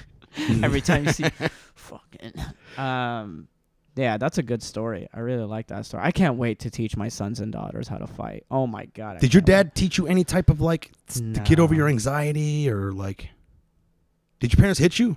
Yeah, but that's normal. Yeah, my dad beat the fuck out of me sometimes. No, I think, when it comes to like, no, that was the thing I wanted to talk to I mean, now me and my parents sometimes have that conversation, but like mental health wasn't a big deal, you know? Well, Arabs, no. Especially with Arabs, yeah. And there's an epidemic. That's what I'm saying. There's an epidemic of Arabs that need therapy. Just fucking, dude, if we, right. For real. Seriously. Not only just mental health, but like health. Yeah. Like, I talked to the Arab doctor friends. They're like, "Dude, you have no idea how many Arabs will be walking around with chlamydia, and then they won't even like try to find out." Yeah. Because of the shame. And exactly. It's just so like our fucking community, this Arab community. I'm not saying chlamydia specifically. I'm just saying like they might have something. Yeah, I know. But they don't want to do anything about this Arab community is just, we're just so fucking involved with like the family name and pride and this and that and all that shit. Yeah. These superficial. I said nothing. I just said this and that. But these No these very specificity. superficial things where Yeah, like very it's very superficial, important yeah. for Arabs to show face. Yeah. Right? Like I feel bad for women, Muslim women. Bro, the whole family name resides on her hymen. Right. The whole family name resides on her not getting horny enough to try to get some before she gets married. Astaghfirullah. Right. But I'm just saying though. No. That's what I'm saying. I'm saying like astaghfirullah. Like. I mean, listen. I mean, right? Yeah. No, you are right. You're 100% right. So the whole family name thing. Yeah, you're right. Yeah. We do have a problem there with the Yemenis. And Well, Arabs in general. Arabs in general, man. Yeah. It's a. But mental health, like back to my parents, like they didn't really teach me. Like my mom and I had like an argument. This was right when improv comedy. Well, I started improv, but like comedy itself is what. Like God, I'm so happy I found comedy because it gave me this Outlet. new outlet to just Outlet. express myself, but also like figure out who the fuck I am. We're all still figuring out who we are. We're I'm always still growing. figuring out myself. Yeah, I'm still figuring it out, but we're more self-aware. We're more, For sure. and we're more like the whole mental health awareness. You know what I mean? And meditating and figuring out who we are and stuff. While my parents was more like my mom, especially, was just like "Basalli Allah." He's like, if you're in, just pray for Allah. And I remember just like not lashing up. I was just like, can we just forget about religion for like 5 seconds and just think about like Logic. Just logically think about this right now, you know? Take inventory of what you're thinking about and break it down. But we weren't taught it, especially in an Islamic school. If you feel bad, just say, you just pray for Allah. Just pray. You know what I mean? My mom's, and I love my mom to death, but her health could be so much better, but it's not because everything is inshallah. Inshallah, yeah. God willing. Yeah. Ma, you need to lose weight. God willing, I'll lose weight. I mean, it's like, no, just forget God. Just do it. Yeah, exactly. They use it as an excuse. Don't get me wrong. Like, I do believe in, like, I do believe in, like, and when you're saying praying to Allah, I do believe in that. I'm fasting, for God's sakes, and I do pray. But also, it's like there's other I'm just strictly talking about mental health, by the way. I'm thinking like it's fine to see a therapist, even though I'm not seeing one. But it's like it's okay to see a therapist. It's okay to admit it's okay to admit you're wrong. It's okay to admit that you don't know something. Bro. It's okay to admit. A lot of people can't do that. Yeah, it's okay to just say, "Hey, I made a mistake. I'm sad," or something like that, or "Hey, I have an addiction." Or Right. hey, I have a problem. Right. I need help, or something like Right. that. While Arabs don't have that. Yeah, or Muslims in general, Yeah. the Muslim community. As soon as like my older brother got in a lot of trouble as a kid, and he was always weird or whatever, and instead of parents or people being like, oh, like there's something not right up here, you know what I mean? Or maybe he has some problems or anything or something like that. Instead, all Arab people were just like, yeah, everyone stay away from him. You know what I mean? Like he's crazy. You know what I mean? Or like he's dismissive. He's the problem child. It's dismissive. He's crazy. No, I remember in Yemen, there was this one guy. They were like, "Oh, huwa majnoon, majnoon." Like crazy. he's crazy. It's crazy. Yeah. Instead, like, "Oh no, this is just severe mental illness." Yeah. It's funny. We should help him. I mean, we do the same thing in America. We go to LA, go to Echo Park Lake, and you just see all these homeless people, and we all just go. That's we just say majnoon. It's the same mentality that we have with homeless people, but our parents have it with us. Yeah. Yeah. You're so right though. That's why like I've had this joke in the web series I had where, the web series about this fat Arab kid who like wants to start a business and he's failing miserably and he quit being like an engineer to do this business and he's failing miserably. Right. And then we interview the mother and all Arab moms just go straight to, oh, he's on drugs. That's it. You get to that. He's on drugs. Yeah. That's it. I don't care what it is. It's he's very on drugs. dismissive. Like I remember when I started doing comedy, or when I moved to LA, there was this like a family friend's mom was talking to one of my friends, right? And then she goes, it's a Yemeni woman. No, Egyptian, but okay. Even worse. No, I'm just kidding. Egyptians. No. Africans. No, they. But no, I.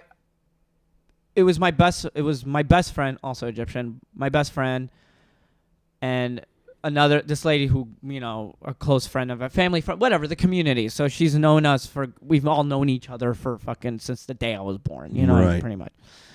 But anyways, she goes to him. She goes, Abdurrahman, he's moving to LA. What's to do a comedian? What's the deal with that? Majnoon? And then Ali goes, you mean Ahmed? Because Abdurrahman's my brother's name. Yes, Ahmed. So, shoof, Ahmed's going to comedy. Majnoon or something? And it's like, bitch, what? Like, you didn't even, I've known you for God knows how long. You accidentally say the wrong name, and then it's like. And then you're still calling you crazy. And you're still just calling me crazy. It's like, you haven't even, like, that's why everyone's like, oh, your parents, are they mad at you or something? My mom and dad, they're worried. Oh, like, this dude is really, I mean, like any other parent, obviously. Even fucking me.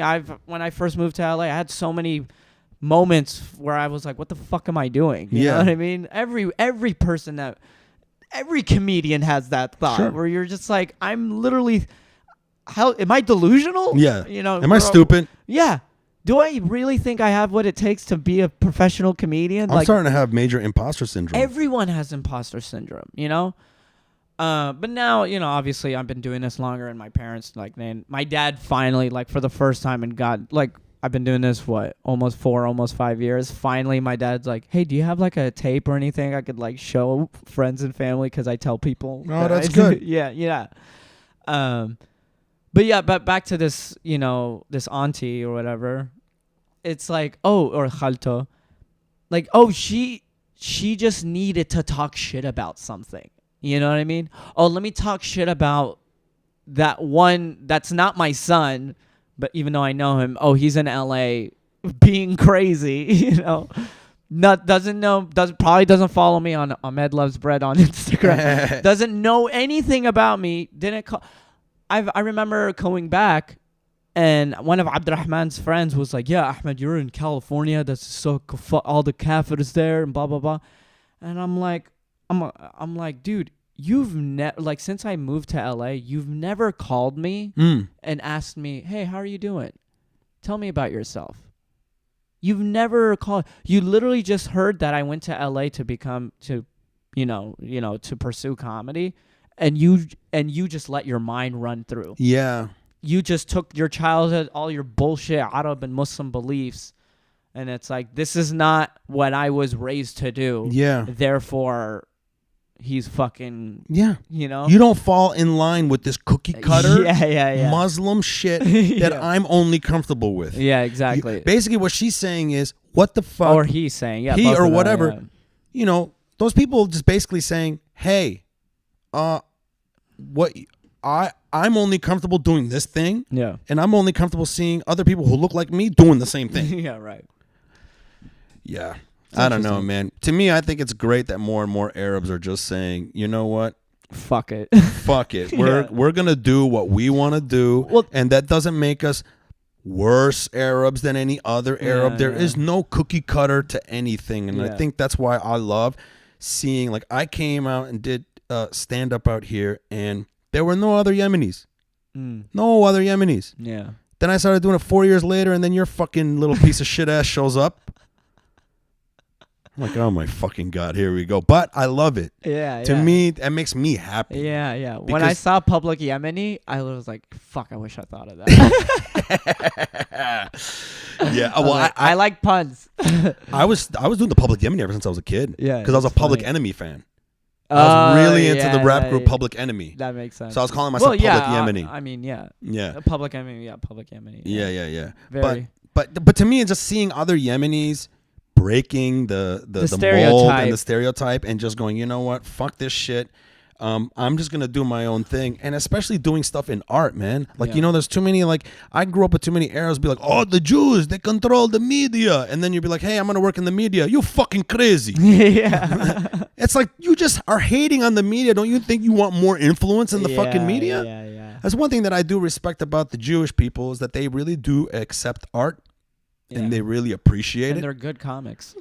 Well, because they come from a long line of culture of passing down their stories of their plight to each other for thousands of years. So Jewish people have plight. Some say complaining. You said plight, which is good. Yeah. Listen, man. Listen. I'm trying to make Jews have been getting it, man. And I mean, like, they're killing it. But I'm talking about getting like persecuted, even just very recently.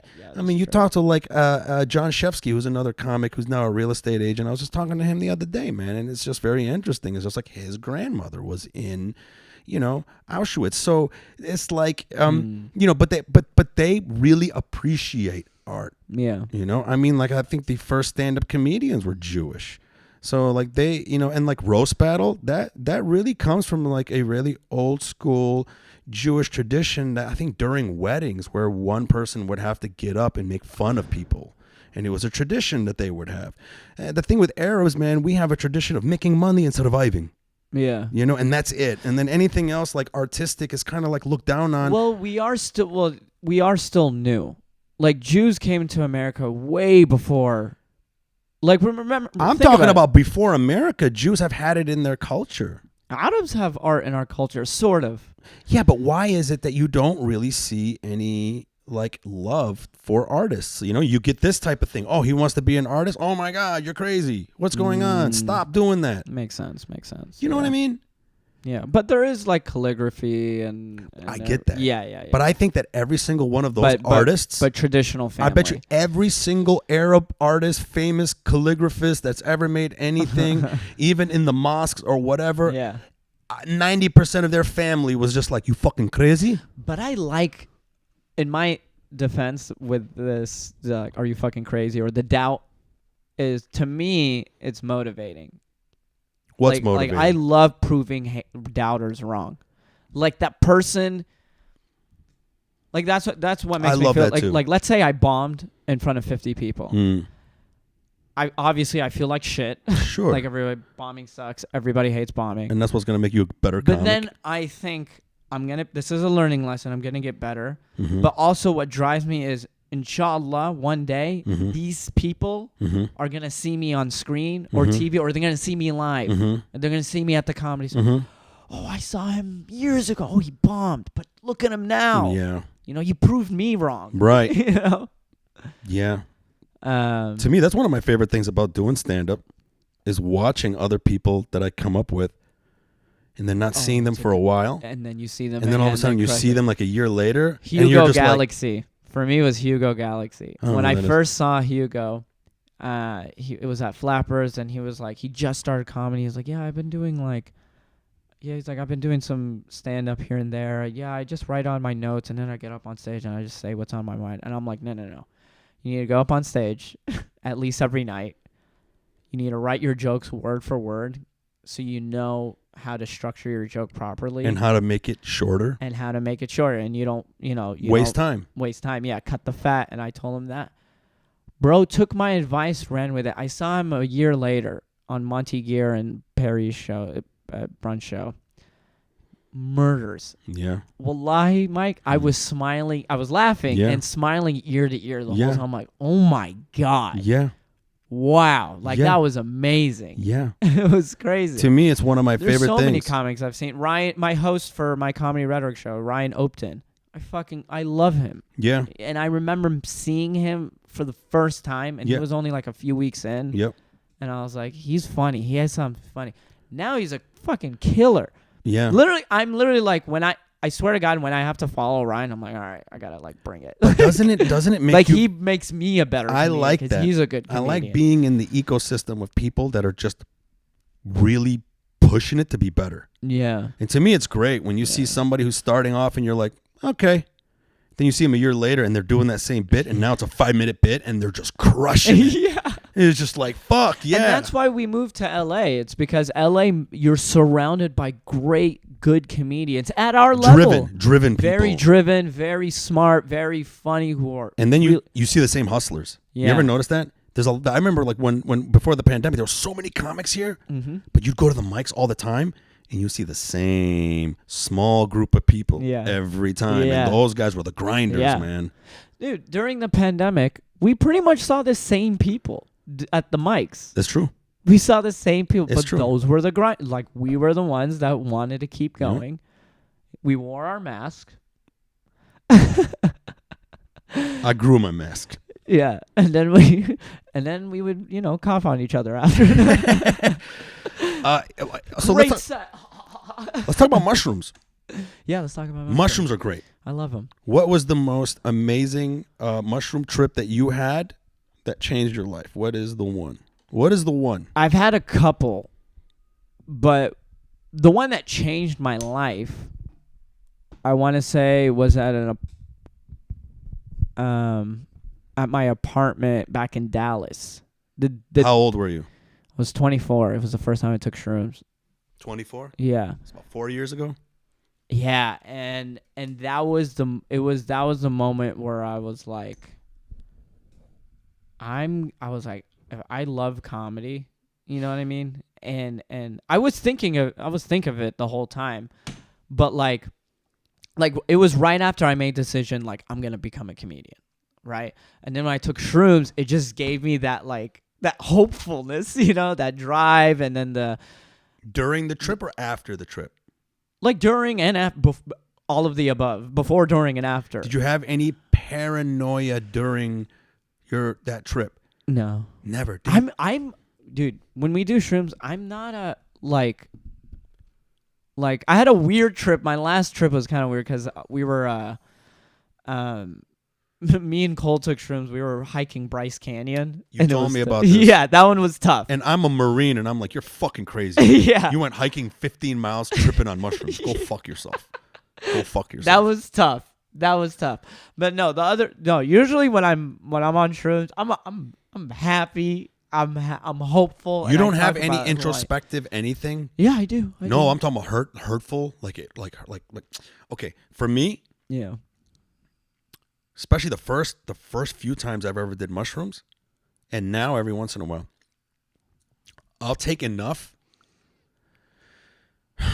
to where the mushrooms goes to my brain. Yeah. Hey guys, he's had fun for 3 hours, right? Yeah. Okay. We're in the driver's seat, right? Yeah. There's a lot of skeletons in these closets, right? Yeah. Let's spend the next 4 hours having him go through excruciating pain of all his insecurities. Have you ever had that? No. So you haven't taken enough. The most I've taken was 3.5, 4 grams. That's a lot. Yeah, but I was. Are you sure it was 3.5, 4 grams? Did you measure it? Yes, but I'm not by myself. Like the environment where I'm at, Yeah. is nature and good friends. No, I'm like that too. Okay. But there's times where, bro, and honestly, for me, it's where I get the most work done. Yeah. In terms of like becoming a better person. For me, my trips, if I take enough, okay, this is how I break it down. If I take enough mushrooms, okay, and my brain thinks there's something I need to pay attention to, half of the trip is going to be like, fuck yeah. Yeah. And the other half of the trip is going to be like, bro, you're a fucking piece of shit. You really are a piece of shit. You know that, right? Yeah. You try to do good, but you're not that good. Naturally. Do you call your mom? Do you do this? Do you do that? Look at how fucking fat you are. Yeah. My God, you're a fucking piece of shit. You didn't clean up your apartment. See, I don't want that. But as soon as the first 2 or 3 seconds of those type of thoughts, I go, I'm tripping. Let's go back to happy thoughts, and I go back to happy. Wow, thoughts. that's great. Yeah. I take so much that I can't do it. I succumb to it. Okay, now, have you taken enough to where you had an out of body experience? Yes. And I mean lucid. I'm not talking about you're seeing geometric patterns and like you're not in this space anymore. I'm talking about lucid, real life. Holy shit. I'm not in my body, but I can see it. Yeah. Dude, I had that in stand-up. I was crushing so hard, it was an out-of-body experience. I've had that sometimes. I've Yeah. had that in my early I had improv that in days. stand-up. My early improv And improv, days. yeah. But I remember like crushing so hard, it was as if my soul left my body, and I looked at him. I'm like, look at you. Yeah. You're doing what you want to do. It's almost like you get to see your set from a GoPro, like a drone, almost. Yes, I've had that. Yeah. But that's a good one. Have you met any beings? No. Okay, so you haven't taken enough. I mean, I think I have, but maybe my mentality is would know way for different. sure. No, with my shroom experiences, it's reflective, but in a very Light. very light. As if I had to pick a color, what my shroom experience, it's this bright blue skies. Everything's nice. Wow. Life is good. Life will get better. Mine's like that majority of the time. But early on, and especially the last time I did it in Indonesia, which changed my life the biggest. Yeah. Bro, there was 1 hour where I just was like crying. I don't want that. In massive, Yeah. intense pain that I couldn't get out of me. And then like the mushrooms made me like realize what it was I should be sad about. My friend, when we did shrooms, it helped him have closure when his father passing away. Interesting. Yeah. That's the thing that mushrooms have done for me. It helped him give him it like gave him, what's the word? Closure. Yeah, closure. Closure. Yeah, it gave him. Yeah. Yeah. For me, the closure came in that. So I think having those terrible experiences on mushrooms is very, very good. Right. And they've made me a better person because it's almost as if my brain goes, these are all the things that you're trying not to think about. Yeah. And we're going to make you think about it. Oh my God. And hold on. I haven't gotten to that part. Hold on. Yeah. And not only are you going to actually think about it, you're going to feel it. You're going to feel it to the point where you're going to feel so fucking low about these things that you've been just blocking away. And then you have an excruciating night. You go to sleep. You wake up in the morning, Ahmed. All that stuff gone. Like it's like it never happened. Or you never thought of it. No, like you'll still remember it, but that feeling. Yeah. That pain that you were trying to lock away. Oh, okay. That's what you're talking about. Sorry. The closet is clean now. You've reconciled with every single one of that. The mushrooms made you find closure with every single thing you were trying to hide away, and like you process it in your brain, and then you wake up the next morning. Yeah. I'll try. And miraculously, you feel lighter. You feel like your brain is lighter because you've offloaded that shit. Yeah. You've processed it. It's like you did 5 years of therapy in 5 hours. Right. Shrooms is my therapist. That's my therapist, man. I don't know if it's a joke yet, but I've had this thought where I go, I don't see a therapist, but I do call a lot of friends who see therapists. So there is something there. That is pretty funny. Yeah. I don't have a therapist, but I call a lot of friends who see therapists. That is pretty funny. That's a funny premise. And they right there. give me the best advice because they see therapy. If you're a person that's been seeing a therapist for at least 3 years, you're my friend. And I'm going to call you a lot. Yeah.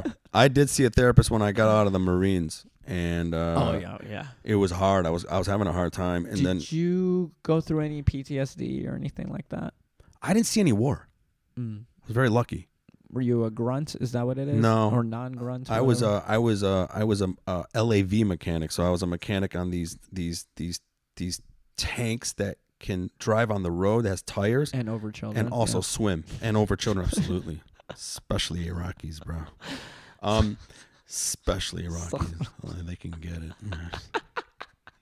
Again, they can get it. No. I love my Iraqi family. Yeah. Sorry, Mike. So that's the other Mike. The Iraqi Mike. My Iraqi Mike. My bad. So that's those are the things that I was working on. And what the fuck was that point that I was making? You're talking about PTSD. And yeah. So what were you doing? listen. To me, it was more of a culture shock because I got out of the Marines and then I had all this camaraderie and all these friends. And anytime I needed to talk, I could just go next door to the Marines next door, sit down with them. And I took it for granted. Yeah. Then when I got out of the Marine Corps, all my friends were married. Nobody goes out anymore. Everyone's fucking there. And then I got really fucking depressed. And then I ended up having to see a therapist. And I saw him like 6-7 times. And then finally I was like, hey, bro, I saw you like 8 whatever times. You not even telling me anything. You just listen to me and then I leave. Yeah. And he told me he told me the best thing. He goes, you know what, Mike? He goes, I think you're just suffering from culture shock. He goes, you told me that you used to love working out, but you stopped doing that. He goes, sometimes one of the biggest signs of someone who's depressed is they stop doing something they used to love. Wow. And then he goes, you keep talking to me about how fit you were and how you loved that you were like that and now you're overweight and whatever. He goes, save your money. Stop paying me, put that into a gym membership. And before he closed the door, he goes, and I promise you, I'll never see you again. And he was right. The gym became my therapy, bro. Yeah. It was good. And then mushrooms. And then comedy. Oh, yeah. Comedy, especially. Comedy is... well, for me, after 9/11, that's the reason why comedy became therapy because I was a Marine who was proud to be a Marine. And then after 9/11, right when those plane hits, now I'm no longer a Marine or a citizen. Now I got to prove to everybody I'm not a terrorist. Yeah. And that was really hard. Yeah. It was really hard. And then when I did improv, I found out that, wow, this was a very good a way for me to make people laugh and also teach them something. Mm-hmm. So that's what really got me into comedy. That's the goal of being a comedian. Like, well, the goal is obviously to make people laugh, and through comedy is just...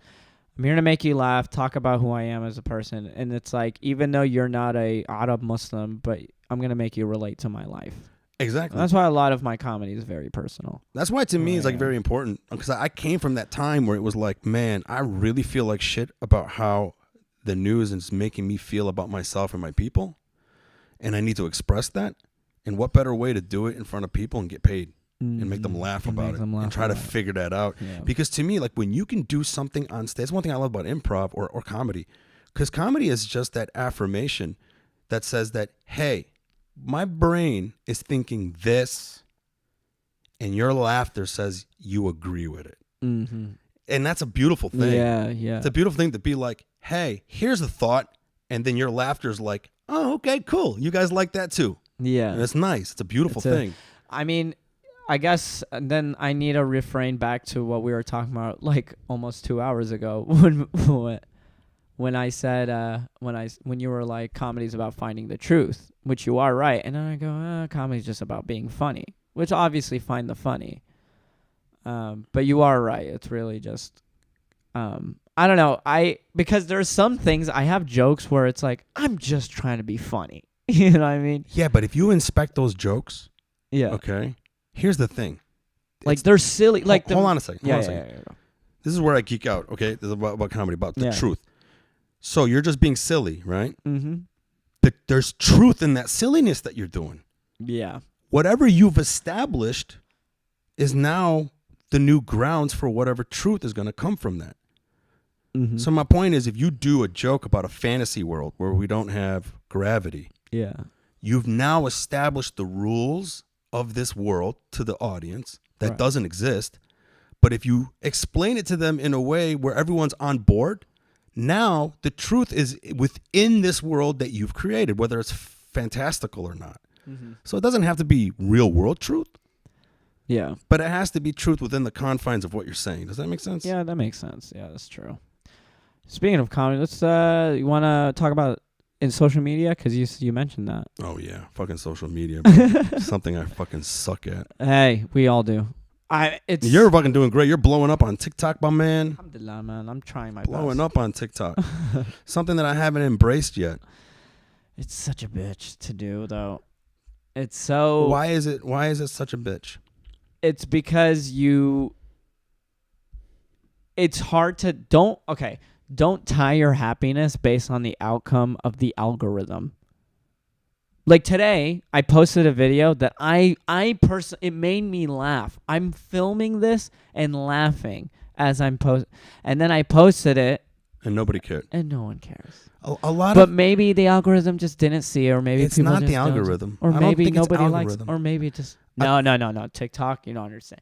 Let me tell you something. Teach me. No. This is why I'm saying algorithm, because I've been in it.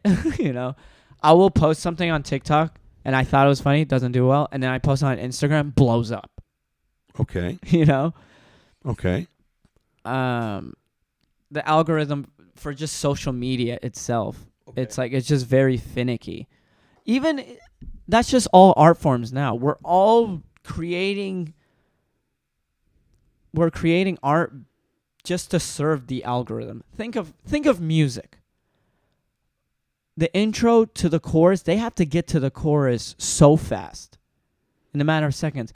Back then, you'd have like Queen 6-minute songs. Oh my Led God, Zeppelin, are you serious? 10-minute songs. 10, 12, 14-minute songs? You could have long Nights songs. in White Satin? Now it's 3 minutes average.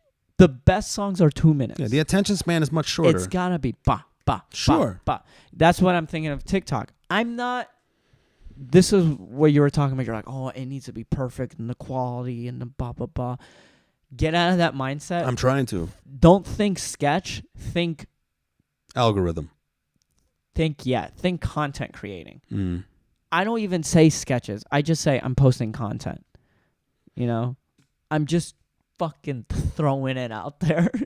I'm trying. And it's a bitch. Why? Why is it a bitch? It's because you got to think of things constantly. How often do you try to post on your TikTok? Every day. Every day. Every day. Every day you post something. Yeah. How long does it take you to come up with these bits and to execute them and put them up? It depends on the bit. On average. So let's pull one up right now, and I'll tell you like. Let me share the screen. All right. And then we're gonna go. Oh well, I don't have the screen to see, but you could just describe to me the video. So I even say sketch, but it's like it's saying when I say sketch, it's like in the lightest term. right. You know. Yeah. I just wish TikTok had that bar where I can like just replay it instead of having to. Maybe I should just hit Let me just do this. So it's the one where it's called where is the There's no title for these? No. There's no title for the TikTok videos? No, it's content. It's just content for the sake of content. Interesting. Well, this one here is the one where it's like when you're in a rush, but prayer first. Yeah, that was like my first viral video. It's like 6-point-something million. Right. That one will. Here we go. Oh, shit. You forgot to pray. Northeast.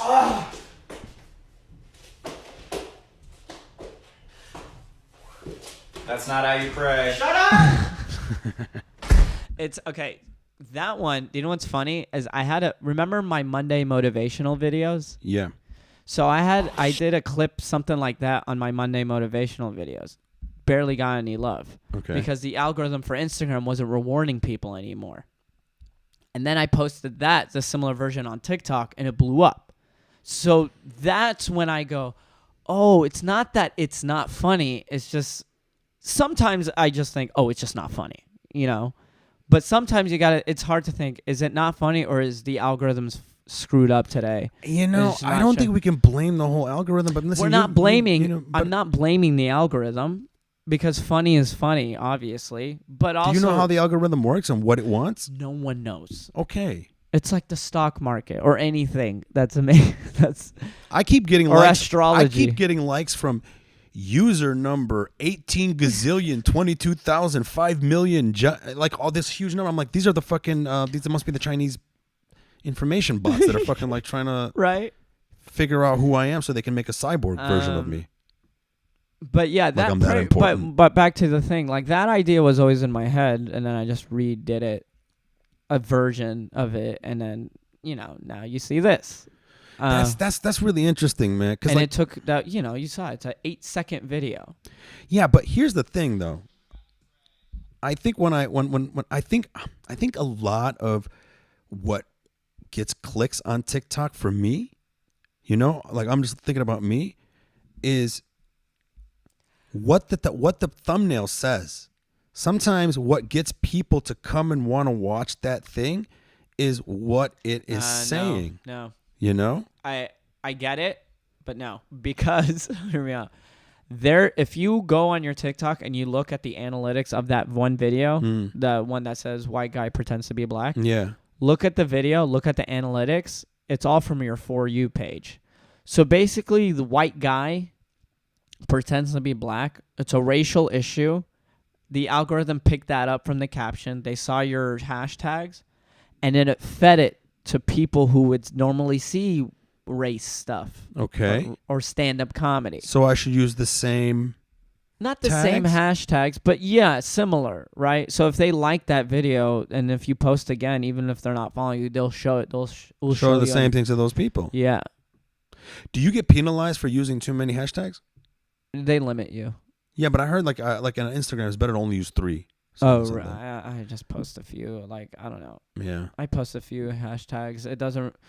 I mean, the hashtags are important, but also like look at the analytics. Like go to that video and go to the 3 dots and hit analytics, and you'll see like how are these people seeing your videos. I could pull up my Instagram. I can only see it on my page, right? Yeah. Okay. But you could pull. But basically, like, it's just content. I'm logged into the wrong one. There's some videos that take forever to, like, but that's why a lot of my videos are very like selfie, or I just shoot it on the app because I don't want to waste a bunch of time and effort on a sketch that's barely going to get any views. Yeah, absolutely. So do you do the editing within the app? Do I do the editing within the app? Or do you only do like one shot? No. You do everything on the app.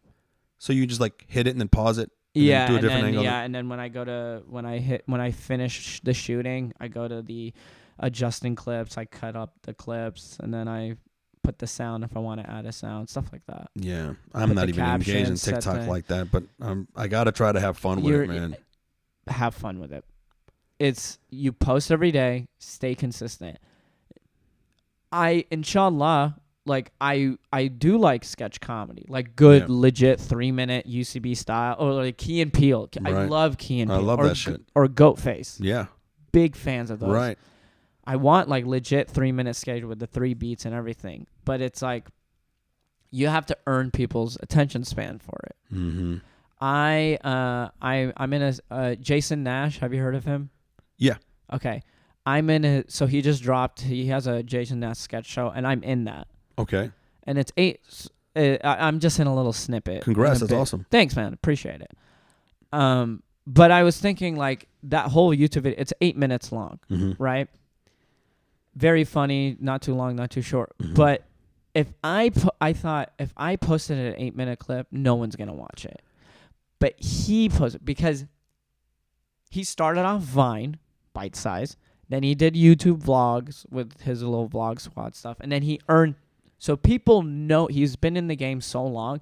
People know him, they love him, they respect him, and they're willing to watch all 8 minutes and 4 seconds of that video. Yeah, but I bet you that video has less views than some of his shorter videos. Yeah, but that's just, you know what I mean? Yeah. But that's something he wants to do. Because people are less likely Which is fine. Yeah, I know, absolutely. But inshallah, I want to get to that point where I could go on YouTube and I post a badass, funny 3-minute sketch that I worked hard on shooting and everything. Yeah. You know? Me, Monty, and Perry, we shot. I'm probably gonna post it on TikTok because they're allowing like people to upload 3-minute videos now. Like if you upload it, you could still shoot up to 60 seconds on the app, but if you upload a video, you could upload longer videos. Oh, really? Is that just recent? Because I think my stand-up I put up was only 30 seconds. I think if you have more followers, I have like 155. I got nobody. Yeah, I have like 150K. I think they're giving it for people over 100K. I'm not 100% sure. Where was I going with this? But I want to get to the level of where like, hey guys, I'm gonna start on Instagram TV or on, you know what I mean? Even me as a consumer of content on social media, it's hard for me to look at Instagram people's TV. Like, you know what I mean? Whatever you're trying to get. Yeah. It sucks, but that's like, Yeah. Because we have so many options. It's true. Just with one swipe. Even on TikTok. That's why like my TikToks are just like, my best ones are all clip, boom, boom, boom. Very quick. Someone told me I look like Freddie Mercury. I said more like Freddie Mercury, and then I'm like, and then I did that dumb thing, whatever. The prayer one, 8. Yeah, click on another. I want to try to see another one. Which one's the Freddie Mercury one? It's the one me with the mustache. You could click on another one. Yeah. I want to find that Mercury one. It's probably way down on the bottom. Did you see the Ferrero Rocher one? No. The me here. I don't want to get up from my seat. It's me wearing a red jacket and I have a thick mustache. Keep scrolling. It's at like 1.5 million views. Is it just says Freddie Mercury? You're in the car? Yeah. Let me share this one first. Someone told me I look like Freddie Mercury, and I said more like Freddie Mercury. Mama, I just killed a man. That's it. Someone told me I look like Freddie Mercury, and That is quick. funny, though. It's stupid. Yeah. Okay, now scroll up a little bit. There's another one that's 2 million something views. Ahmed's helping me out, people. He's giving me fucking TikTok Yeah. class. There's one other one that's like 2 million views, something like that. Just click on that one. I was high. That one, I was high. The and one is in my diet. Yeah. I was so depressed not depressed. I mean, I don't get sad. I was sad and feeling down because I was eating a bunch of chocolate and junk food. And then I started, look at, when you're high, you just start laughing, or and then I just shot this. I just hit a milestone in my diet, and I really want to share it. I only ate 11 out of the 12 Ferrero Rochers. You see, usually I eat the whole package, but with enough discipline and self-control, I was able to cut back and only eat 11. Thank you so much for your support. That's it. I It's just very hit a milestone. short, small. And that's what. Think of it when What people do you think got that one to be so high? Is it because of the diet? Is it diet? diet, chocolate. And what are you? Let's see what your hashtags are here. It's not just a hashtag. It's also what I've noticed. Chocolate. Yeah. Ferrero Rocher. Yeah. Snack, inspirational, motivational, fitness, diet. Yeah. Okay. Hold on. It's not just the hashtags, Mike. Think of a video. What is something people would be like, oh my God, I need to send this to my friend. This is so me. Right. How many I've noticed, like, the videos that do best are the ones that people have to share with someone. Yeah. I need to send this to my friend. Right. How many Edhem fucking sends me reels every day. This is funny. People love being like, oh my God, this is so me. My best video, if you scroll all the way, roommates with anxiety. Oh, yeah, I saw that one. It was like 7-something million, almost 8. Play it. I'm so sorry. Yeah. I'm so sorry. No, it's just your car. Oh my! Is it behind? Oh no! Yeah. Oh my gosh! Let me find my keys. And everyone is like, "Oh my God, this is so me. This is who I am." I'm so sorry. It's a business. It's fine. I'm so sorry. Oh my gosh! Oh, there they are. Okay. I'm so sorry. I will take it. I will hide it. I will. Okay. It's okay. Okay. I'm so sorry. I gotta get back to this. Are you okay? Are you okay? Are you okay? Okay. Okay. All right. Okay. I'm so sorry. Okay. I'm just gonna. Okay. I'm so sorry. I'm so sorry. Oh my gosh. I'm sorry. My roommate came in. He's such a sweet guy. Look at the comments. Yeah, the one is, I felt this in my soul. I felt this in my soul. This is so me. I sent this to my... And it was funny because I've gotten messages from people either who know me or they recognize me from that video. They go, oh my God, my roommate sent this video to me. That's how... There's this one comedian who I met, and we were talking and stuff. We hung out, and then later I left because we met that night. And then she texted me, and she goes, "Oh my God!" The whole time, because before when we met, she goes, "Where do I know you from?" And I go, "Oh, you probably know me from comedy, or you probably saw me on a flyer or something, because we were both comics." Right. And then she messages me saying, "Oh my God, I know you." From that video. She goes, my roommate sent me your video saying this is so us, and we were laughing so hard. And that's where I know you from. And then people in Dallas that know me, they go, holy shit, like I'm in a group text, right? And people send each other memes, and then they sent me this video. Yeah. And then there was another, and then when I go live on TikTok, so it's like, that is what keeps me going. It's such a good feeling. Oh, 'Cause I it's bet like, it is, oh my man. God, like, holy shit. Like, people literally, Jason Nash, when he met me, he goes, you look familiar. I know Austin just sent me your profile and stuff, but he's like, but even when he saw, I know I saw you from somewhere. That's amazing. And he did mention he was always, so maybe he probably just saw one of my videos. Probably. You know? Yeah. The thing is, I be getting people doing that too. To me, it's just weird. People just walk up to me. I know you from somewhere, Yeah. and I don't even know how to sound. Like I have no idea It's a where. weird feeling. Because to me, I'm like, I don't even know where you would fucking notice It's me cool. from. I mean, it is cool. I haven't had like, oh my God, are you the? I've only had that once, but I was with my roommate, who's a lot more. But even my roommate and his friends, they have like 3 million followers. They're not like, they're popular. They're not like well known. It depends where they are. If they go to Disney World or Disneyland, or when I was talking to my friend, they were at St. Louis, Missouri. They were at Six Flags in St. Louis, and so many people, younger people, were Yeah. like, oh my God, you're Youth Pastor Ryan. You That's know, amazing. Hey, you're Beer Bong John. You know. I gotta try to take it more seriously. Every day. That's the thing. It sucks because here's the things I could like my takeaways out of just social media is done is better than perfect. It's TikTok.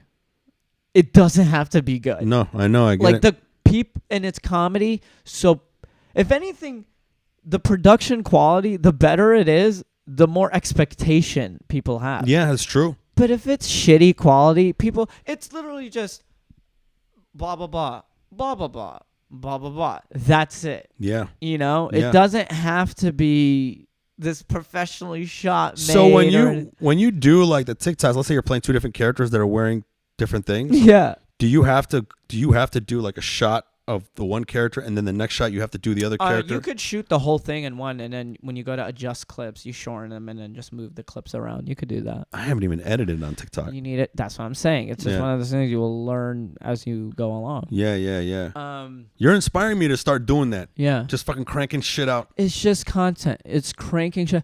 I even look on my feed. Do you find that consistency in the theme that you're doing is also important? Yeah. Because I notice like some people love doing the same thing. They do the same thing over and over and over and over and over. But that's going to pigeonhole you. Then you're just going to be known for that guy. Mm-hmm. No one wants to do it. But like, when you say consistent, like, people like it when I like roommate stuff.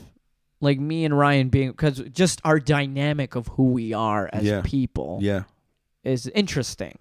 Right. You know. Right. He's a white Jew from Missouri. Right. I'm an Arab Muslim from Texas. Right. But we're both very like happy and outgoing, and silly and dorky. Yeah. Cute. Yeah. Ambiguous sexuality. very cool people. Right. So like, and people like our energy. We're a good duo. So it's like when he and I post roommate stuff together, people like How did you guys become roommates? I knew him from Flappers. He's a stand-up, yeah. Yeah, right. And then no, like he doesn't do open mic. He's too good for that. Right. Not too good for that. I'm being silly, but like he he works, he tours, he does works. He's a great stand-up. He's very funny. Right. You know. And then like you just like one day he needed a roommate and you guys like Well, one day I posted on Instagram, "Hey guys, I'm looking for a roommate," and he messaged me on Instagram. He's like, "Hey, I would love to." Nice. And I was like, "Hell yeah, dude!" Fuck yeah. And I was like, "Are you?" And then when he was looking at the plane, he's like, "Are you down to shoot TikToks?" I was like, yeah, dude." Like, I was like, "I just need like someone to push me." And then he was on. That's great, bro. He was like how he was motivated because I would see him and I'm like, you know what? I'm gonna fucking do it. I'm gonna start posting every day. Like, I got this. I started being more consistent with it and all that shit. Do you ever shoot a whole bunch at the same time? Oh yeah, a lot. Yeah, all the time. Like what's the most you ever shot at the same time? Last week or the week before, me, my friend, me, Ryan, our friend John, and Jennings, like we were all together, and we just shot a bunch together. You know, for his pro, my pro, we all shot a bunch of videos together. I got like 3 or 4 videos. That's great. And then it was all in my drafts, just post.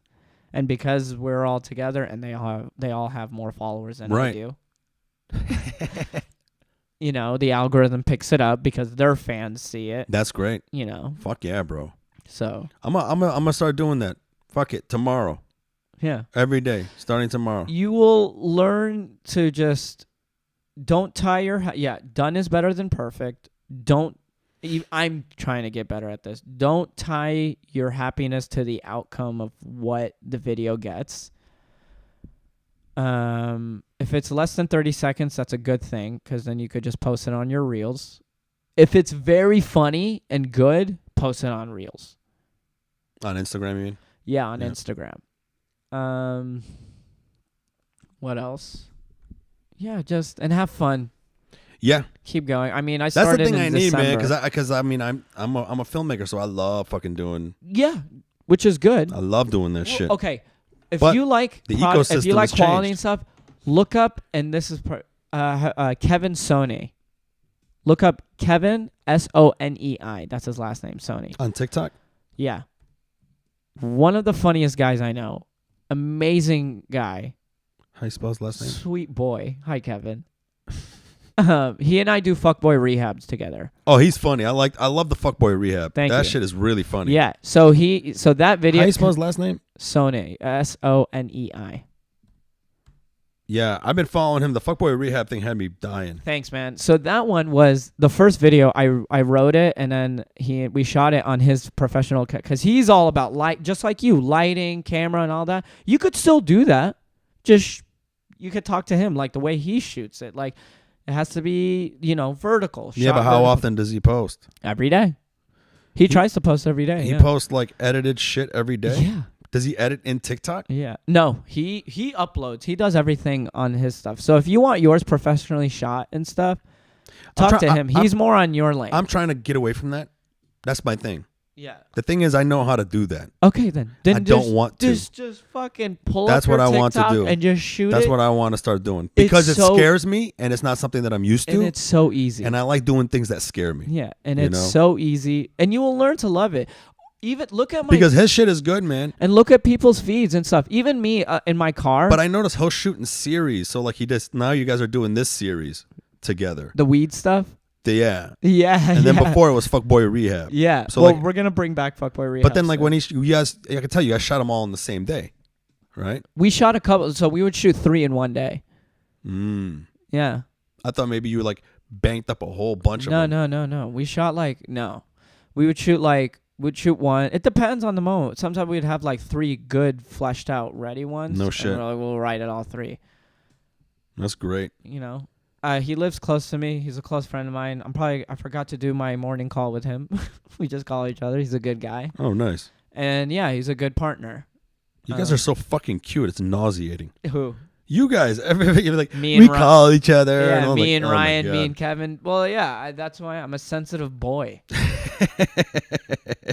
You are, Ahmed. that doesn't get laid. The thing is, though, man, you definitely look like someone who's very confident. Is very knows exactly what they're doing. It's really funny, like when I see people who have this view of themselves when they, they're crushing it, and then they're like inside when you talk to them, they're just like, oh man, I'm a piece of shit and I'm lonely and whatever. I think you caught me at a day where I'm feeling down because I posted that last video and it's not doing well, and all of a sudden, That really got you down. yeah, because I really thought it was funny. I really thought it was so. Let's watch it. Oh God. But I really I'm down to watch it. The motivation with Ehab Saleh. I Yeah. really thought it was gonna be so funny. Okay, let's watch it. It's time to bring you motivation with me, Ehab Saleh. Not let things trigger you on your way to success. Eat your breakfast. I like my eggs Sunni side up. Don't be afraid to fight for yourself. Hijab, hookah, hookah. Thank you for listening. Now go out there and be booming with confidence. That's it. It's time to bring Notice you. how it's just like boom, boom, boom, boom, and it's puns and it's silly It is silly. and it made It's me time laugh. to bring you. Hold on a second. I'm just trying to see what you did with your like hashtag. Sorry guys if that's really too loud. I don't know what the fuck is going no on. worries. And sorry for hearing my dumb fucking voice. But then I was like, Motivation, breakfast, eggs, Arab Muslim comedy. that's it. And it's not just hashtags, habibi. It's like, think of it like this. So who do you think are this is getting in front of? I think this is getting in front of mostly Muslim people, right? Yeah, but also a lot of them probably not really into puns. Or maybe it's just, I don't know. Sometimes it's like, listen. So like there's things. Hear me out. The people that are commenting on this one, not a lot of Muslim sounding people. Yeah. Right? Which is fine. No, but what I'm saying is I just think that like people who would watch this is how I try to break it down. Yeah. So like to me, this is what I'm just trying to think. People who are watching this are typically probably going to be more Muslim, and then they're going to be like, well, I can't send this to my grandma, or I can't send this to my cousin. They don't really understand puns that much. I know puns is very... No, you're thinking immigrants. Yeah. I'm thinking Arab Americans. Even still, I think most Arab Americans probably are not. Yeah. Or maybe it's just not funny, and it makes me laugh, but nobody else, which is still okay. Every comic has a joke where it just makes you laugh. I think it's clever. Maybe it's just not funny, which is fine. I just have to accept it. I'll take the L. Like you said, I think the algorithm pushed this in front of people who probably don't care about puns. Yeah, that's true. Or maybe it just, like, when you post a video I don't know if it's on Instagram too, but on TikTok, when you post something, it shows a percentage. It shows 10%. Let's say 10%. It'll show 10% of your audience, and if they liked it and shared it, then it'll show this percentage, and then this, and then people who do, and then people who don't even follow you are seeing it, and it's on your For You page and all that stuff, or on your Explore page on Instagram. Right. That's what I'm thinking. Interesting. We could talk about the algorithm for hours and days. No. I love breaking this stuff because I'm learning from you, man. This is not me criticizing. This is just me trying to... I know. You're breaking it down. Yeah. And even me, it's like you're telling me things. It's like, even I'm trying to explain why this video bombed, which is fine. It's take the L. I have videos that bomb all the time. I think a lot of it is the thumbnail, bro. For real. It's not the thumbnail, habibi. I think a lot of it is. If they're on your page, yes. But I'm saying most of your traffic for TikTok videos is from clicks from the... No. Is from your For You page. There is where they get to your profile. So, like, let's say someone saw the Roommates with Anxiety video. Yeah. They see it, and they go, that's hilarious. Then they look at your profile, and then they start looking at videos. Right. Then maybe the thumbnail will do something. But you're thinking... When I think puns, I think white people. I think white people love puns. I love puns. It's not white people. It's dorky guys like me. It is. But I mean, in the comedy sense, I've noticed it's white people that really enjoy puns. Yeah. If I do ethnic shows and I do like a pun, they're like, huh? Yeah, I can't do puns on stand-up. I'm not going to do puns on stand-up. But puns in media where it's like, someone's going to like it. you know?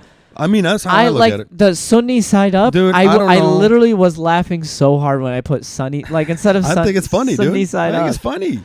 Here's the thing, man. I think it's hilarious that you're fucking beating yourself up over this, bro. I'm not. I'm scrolling down on your page and I'm proud of you, bro. Thanks, you stayed consistent. You fucking made shit happen. Trying. You've aligned yourself with people that are like really like influential in this game. Yeah. And you guys are creating content together. I think, fuck, dude, there's so much to be fucking like really, really grateful for. I mean, like, you're knocking it out the park. You go to my page, I got one video that's hitting 17,000. I'm trying. You know? But thank you. This is fucking great, bro. But yeah, also it's like I think it's funny how we look at ourselves sometimes. Yeah. I do see like when you were saying, I see yourself as confident. I do see myself as an extroverted, confident person and stuff. Yeah. But I do have days where I'm just like, people don't like I'm having more of those days. When it comes to especially dating, I genuinely and I'm trying to get this out of my head where I always put this in my thought. I'm like, these girls aren't interested in me. It's like, they're not interested. They're not, you know what I mean? Like, nah, they're not going to be into me. I'm weird, you know? What helps me is I just assume they're interested. Yeah, but to me, that's a good way. That's a good mindset. I wish I had that mindset. I really do. I just assume it and then I roll with the punches that way. That is my imposter syndrome. it's if a girl likes me, like my ex-girlfriend, like when she liked, the whole time I was just like, Oh, really? yeah, I was feeling that. I used to feel I was like that. This is weird. I used to feel like that when I was younger. I don't feel like that no more. There was a now I'm just like, if I can tell that a girl likes me, I get very confident. Dude. And then I take charge of the situation. See, I do that, but like, okay, for example, there was this hot girl that messaged me on Instagram, but she was giving me hoe vibes, so I responded with confident douchebag energy, right? I've done that before. You know what I mean? Because you got to play the game. What are you going to do? Treat them with respect? I'm just kidding. We're Arabs. We know better. We hit you. No. But that's what I was doing. You were playing the game. I was playing a game. You were like, oh, this is what you want? I'll give you this. I'm going to give you this. But in the back of my head, I go, there's nothing that's going to come out of this. She is way too hot to be messaging a guy like me. You know? Mm-hmm. If anything, this is fun while it lasts. But she's going to find another. She's going to message another guy. A hotter Yemeni brown dude that looks Indian. She's probably messaging you right now. Probably. But it's like, that's the way in my head. Back to that when I was saying I'm just another option. That's so what you feel like. So when a girl is like talking to me or when I'm talking to a girl, I'm like, I'm just an option. Have you ever? There are plenty of better options to choose from. She's going to say no. Totally fine. I'm more focused. Let me just focus on accounting and comedy. Because this whole dating thing is just, it frustrates me. Yeah. It's really funny that you say that, man. Because, I mean, I used to be like that. And then now I'm at that point where I just get really confident. If I notice that the girl is liking me, I'm like, oh, this girl likes me. I know exactly where this is headed. And, it's like I get to this. Oh, I've been here before. Yeah, I don't think she likes me. I just think there's something that she sees in me that she's wrong about. So what?